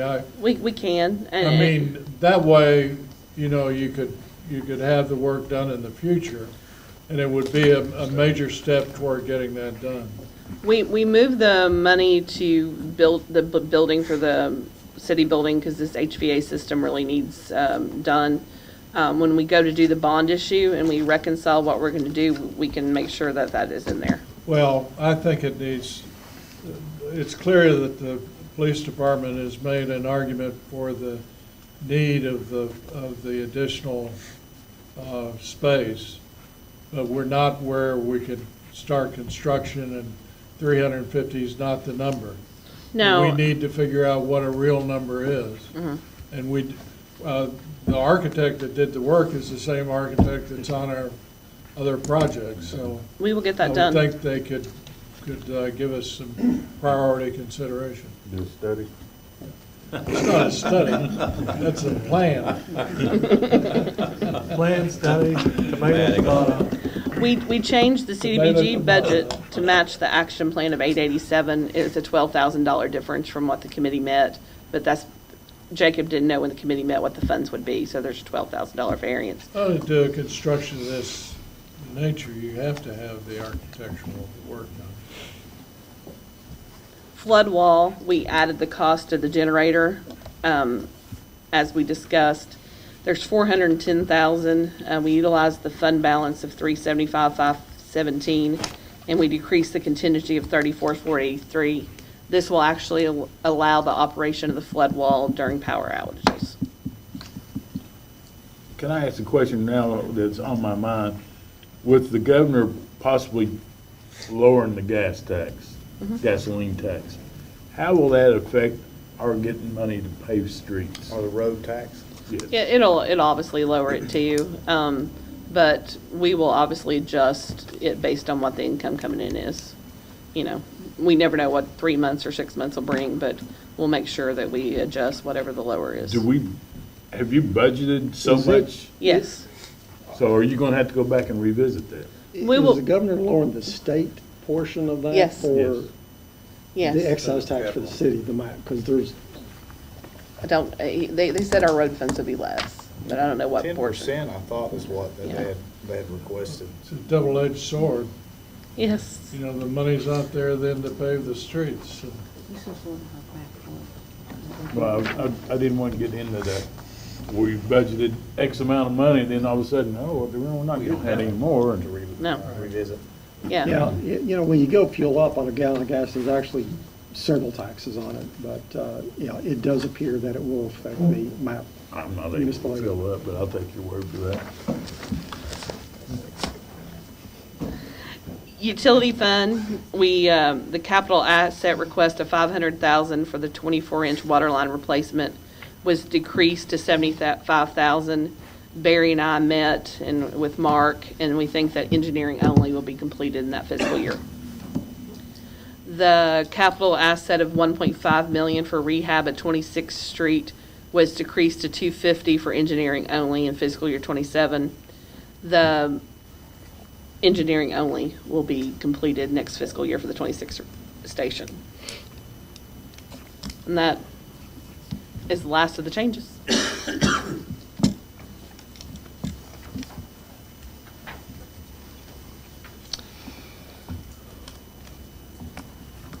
All right.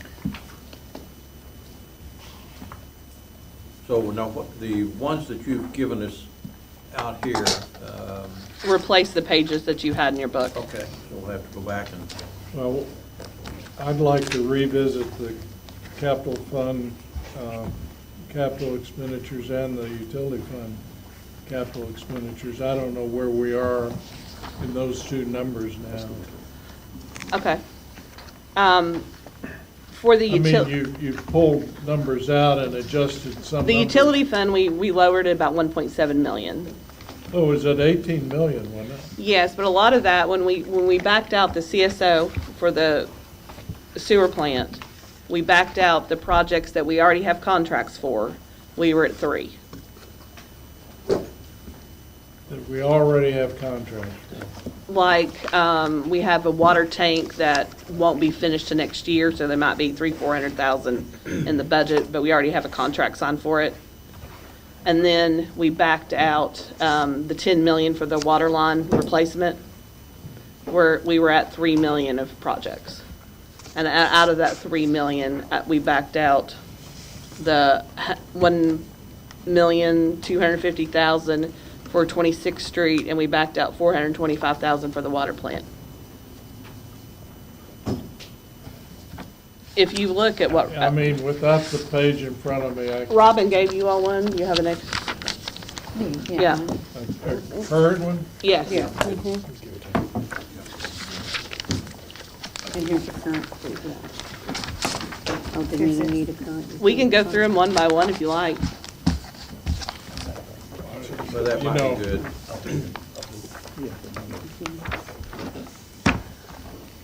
Water production, we have a new roof for 200,000.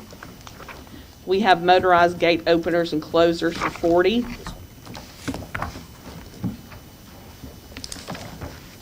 Everybody find the page?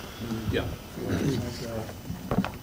The 24-inch or foot or whatever water line replacement for it basically replaces the piping in the basement of the water plant. We're doing engineering only now, so we reduced that from 500,000 to 75,000. Sludge pumps, 60,000. control panels for sludge tanks, 50. Some UV 254 equipment for treatment for 30,000, and water softener for 10. That is So there was no everything. changes there. so- No, that's everything at the water production. Water distribution, the LSID program is part of a KIA agreement that we have now for $325,000. The tank repairs for High Knob at $387,500. I think we've already bid that out. Tank repairs for 55th Street is $550,000. Why did we reduce that? I think it's the actual bid. I think they actually. Okay. Well, that's good. The tank cleaning is $120,000. And we need, and this is prior year, we have tank inspections for the tanks that we haven't already done. And we're finding when we get into these tanks that, you know, like the 10,000 you all approved this year. Well, we've got things on here like, we got generators, we've got excavators, we got trucks. You know, all of these items, I don't know, are we replacing them or what?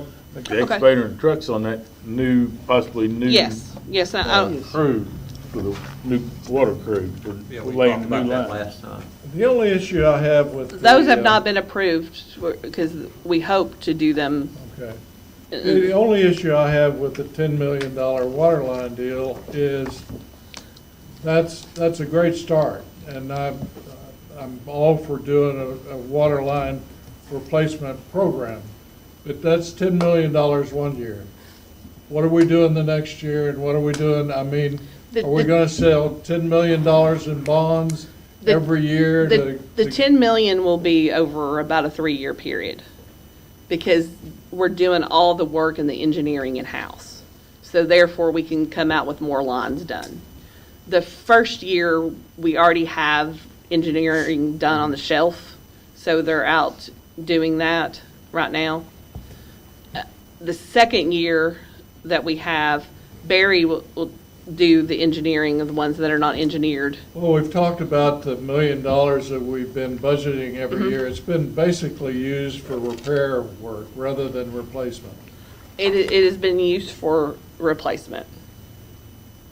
Because we have a repair line item of about $400,000 we've done these repairs for. Well, So we did take out the $10 million bond. I think that's your question. After the 3 years, it's going to be reevaluated. Yes. Again. I mean, So that $1 million that he's talking about, previous commissions has started, you know, we've continued that on. We will not take that $1 million and invest that on top of the $10 million, correct? Not unless you all want to. So that would be basically, if we continued to forecast the $3 million over that 3 years, that could be put in other water utility projects. Yes, and here's a benefit of doing the 3 million, or getting 3 million accomplished next year.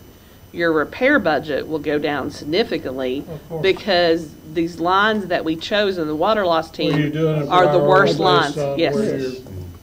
This water loss team it's actually been a good experience for me, and I've learned a lot. And you know, and Davey has been an amazing resource with it. He set up the plan with me with the lines, and when he set it up with the worst lines first. And this list is fluid because we may find a place in the system that's worse than somewhere else, and we'll bump it up to where. Well, we've got a several-page list. Yes, we do. That is the priority line replacement. And they've got it down to a science right now because what was slowing us. What is the estimated cost for that list? You're probably 20, 30 million. Yeah, it was very high. Well, Yeah, 20, 30, maybe more. But this idea, the genesis of this idea, in the discussions that I was part of, was trying to get around that curve, is provide some, and figure out a way and a plan to provide a long-term investment that would allow you to start turning that tide more and more to decrease the repair costs. Make significant impact. And the only way that we, when management looked at that, the only way really from Mark and Barry and Dave to finance and city manager, and the input that I had too, was the only way you could really do that is if you had an initial level of investment in that program, and you prioritize what lines you needed to prioritize that, you know, whether it be, and part of that was prioritize the ones that are already engineered, because they're ready to go. And the engineering cost on that, you're saving because it's gonna cost more now, obviously with inflation, to engineer those than it would have. And this is what the committee did for the water loss committee? Yes, that was our ultimate goal, is to reduce the water loss. Right. And we've got a two goal thing. We're replacing meters, and we're replacing the water lines that are bursting. So we hope to lower our costs. I mean, I our think that's a good manufacturing approach. cost of goods sold, the raw water, plus reduce our repairs. That's- And I think it's a good idea to continue that water loss team, because it is gonna be fluid, and as you come up with different areas that might have a need, that they might change in that priority list slightly. You have a list, you make a plan, you try to follow the plan as best you can, but if it needs to be addressed as you go, you can make changes. And we're also getting to the point where our water meters are 20 years old. So we're getting to the point in the next couple of years, we're gonna have to change out all these water meters again. So there's a lot of challenges with the utility and this infrastructure that we've kind of kicked the can down the road.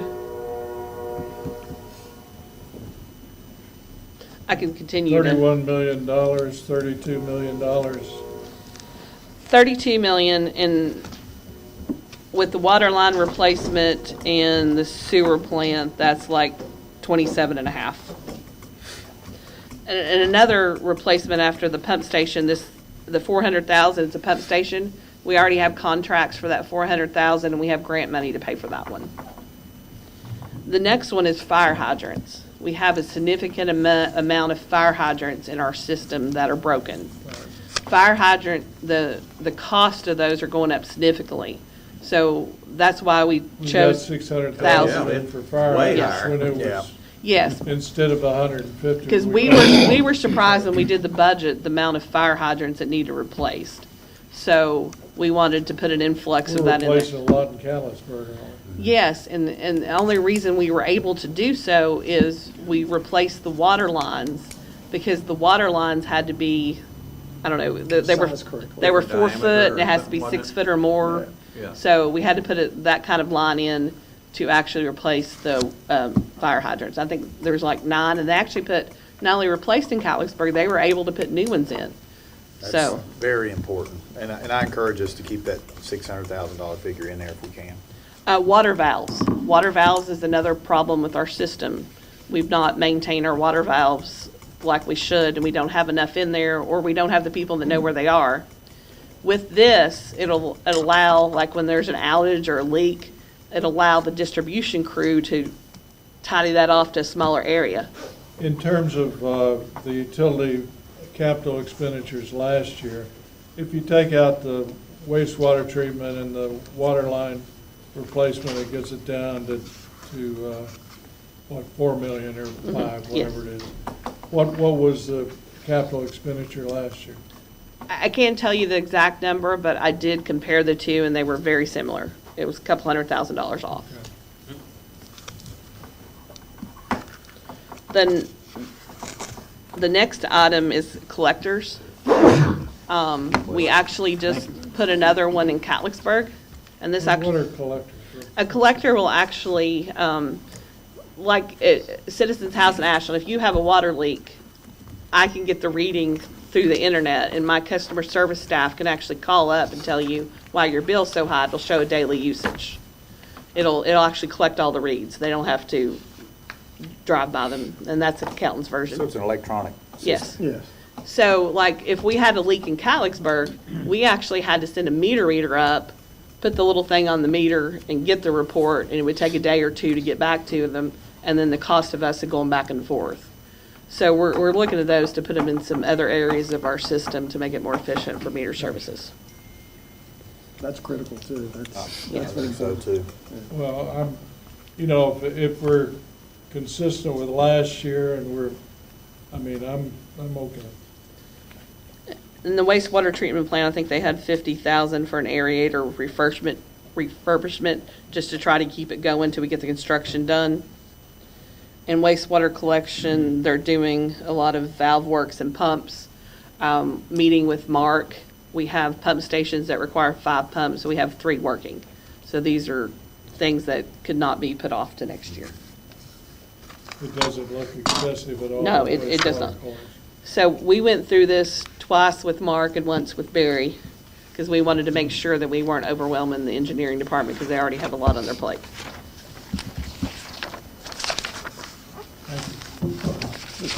How come the rehab on the 26th Street went down so much? We took it down because when I spoke to Barry, he went through all the capital items after you all had that concern last time. We went through every capital item again.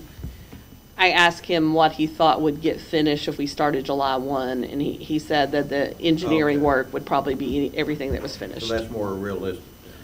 The cost of it will be, when they do construction, will be more $1.5 million, and that's not fixing the whole station. To fix the station like it should, it'd probably 10 to 12 million. We're just doing the $1.5 million to rehab it.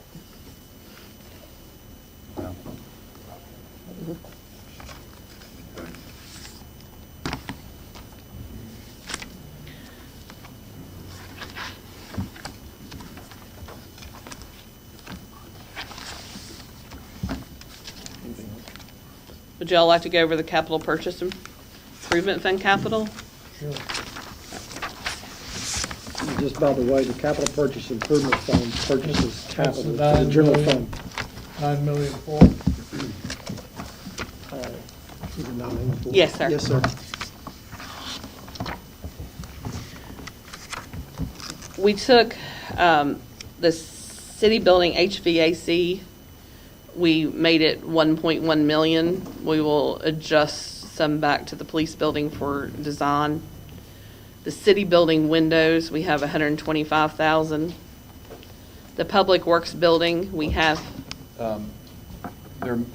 We may come to you soon with an idea about that as far as where that would physically be built, so. okay.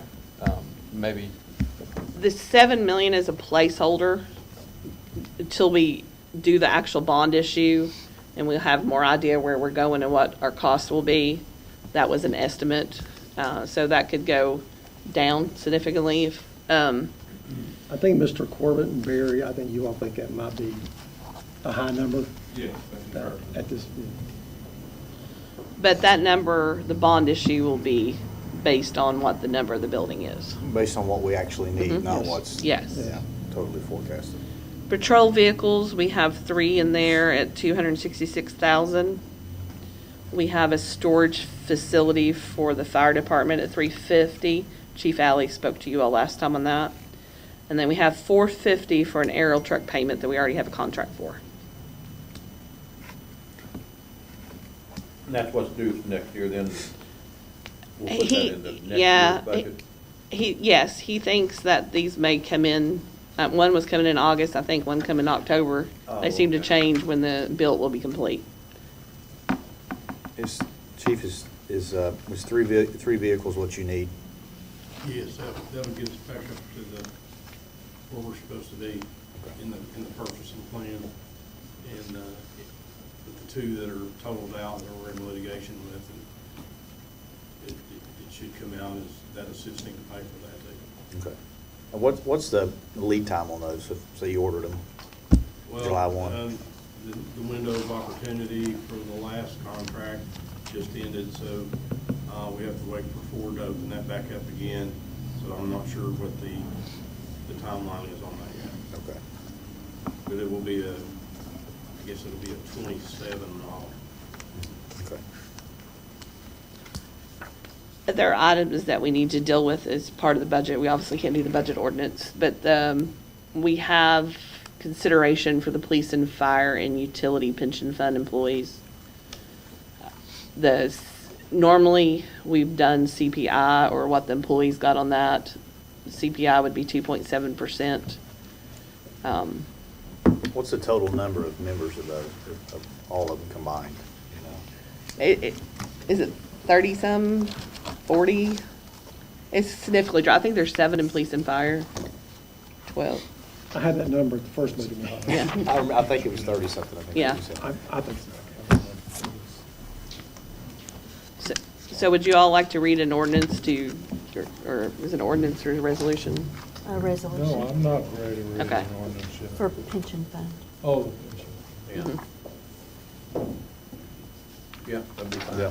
On the pension fund? Yes, because we usually send a letter I to would, them. Police and fire pension fund, 7 retirees, and utility 22. I would recommend the CPI for them. We usually send them a letter, 29, is that what you said? 32 total, both funds. 7 police and fire and 25 utility. We usually ask to read those, because we usually send them a letter with their first pension check in June to let them know what their salary is going to be for the next fiscal year. So you want to read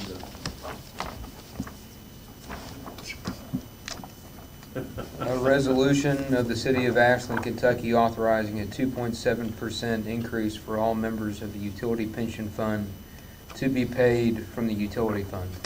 That's the city utility fund, is that right? Yes, Yes, sir. yes. Okay, motion? But we're not doing a cost of living increase for the police and fire. That's next. That's next. We are, I thought you said we weren't. No, he said he said- recommended that. I recommend a CPI, a COLA Okay, increase okay. for the utility pension fund and the police and fire pension fund, Good, good. 2.7. I'll make that motion. Second. Discussion. All in favor, say aye. Aye. All opposed?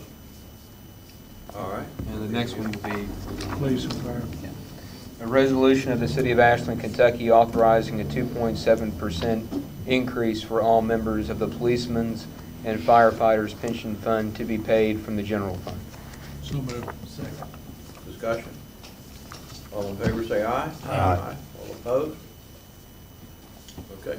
When was the last time you gave them an increase? We gave them one last year. Last year. Yeah, last Yeah. July. Yeah. Always try to take care of these people.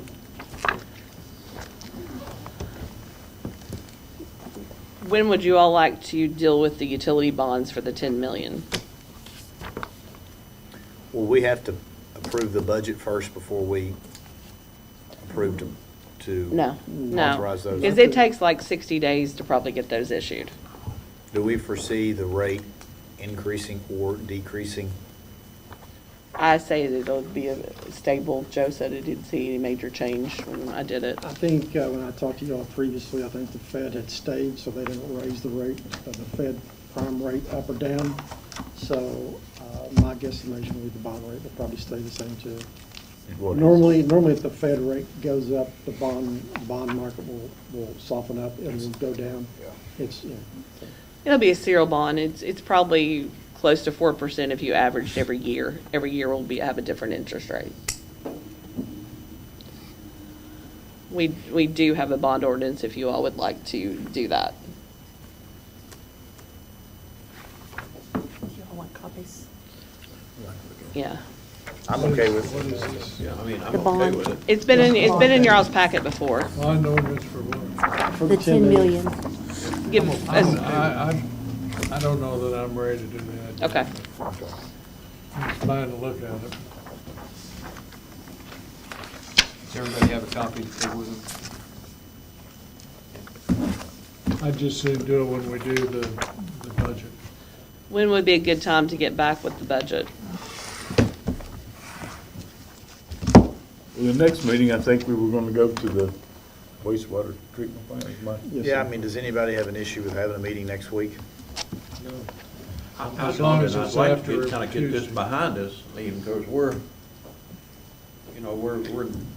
We put, coming up on the end of May. yeah, our finance End of department's put a June lot of is work in when we have this. to I adopt know. it. We're okay. What's good for everybody next week? Is it next week? Yeah, After Tuesday. after Tuesday.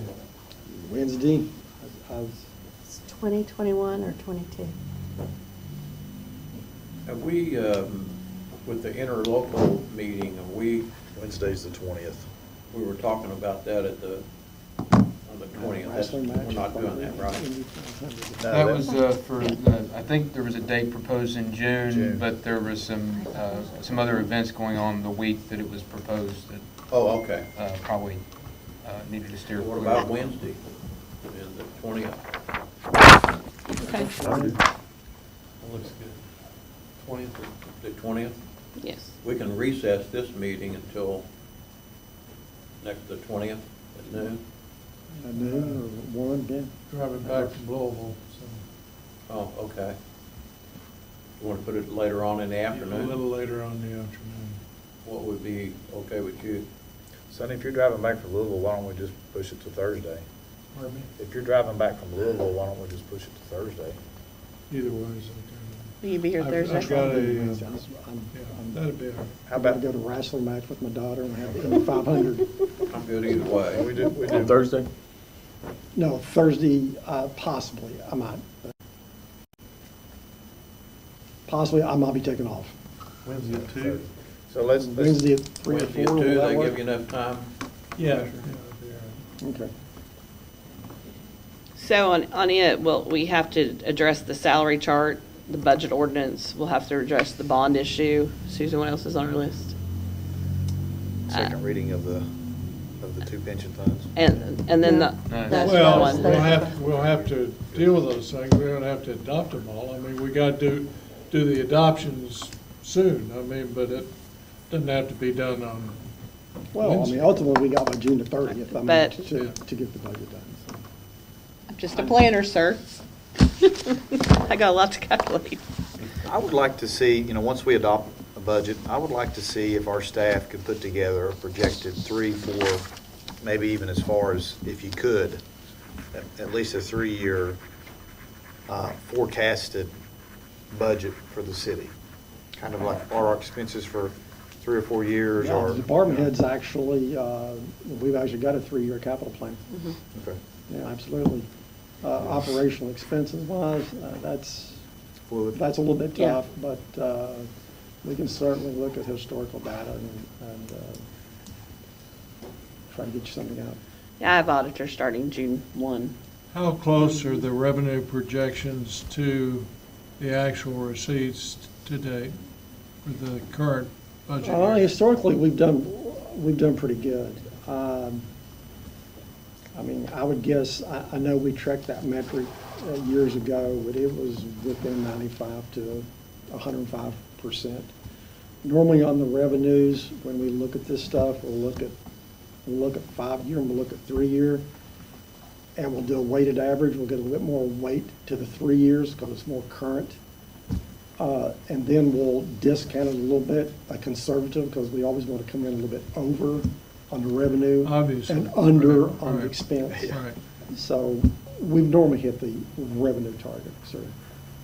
So we're in line Yes. Yes. Yes. with a 26-year Yes, budget? yes, yes. Good. And we have some budget adjustments that we'll need to adopt before the end of the year too. We're waiting, we were just waiting on the fire department. They had a, For the good or bad? there's both. We've received grants, and then there's our fire truck, the engine just had issues. 20 grand so far. New or old truck? Engine 3, old. Yeah. Still new for a fire truck, I guess. All right, well, so no other discussion, then we'll recess till the 20th, is that right, at 2 p.m.? Wednesday, whatever that is. Wednesday, 2 p.m. 2 p.m. Yes. If you all have any questions in the meantime, reach out to finance. Oh, you know we will. We're getting there. Thank you all for your time. Thank you, Sir? Good job, guys.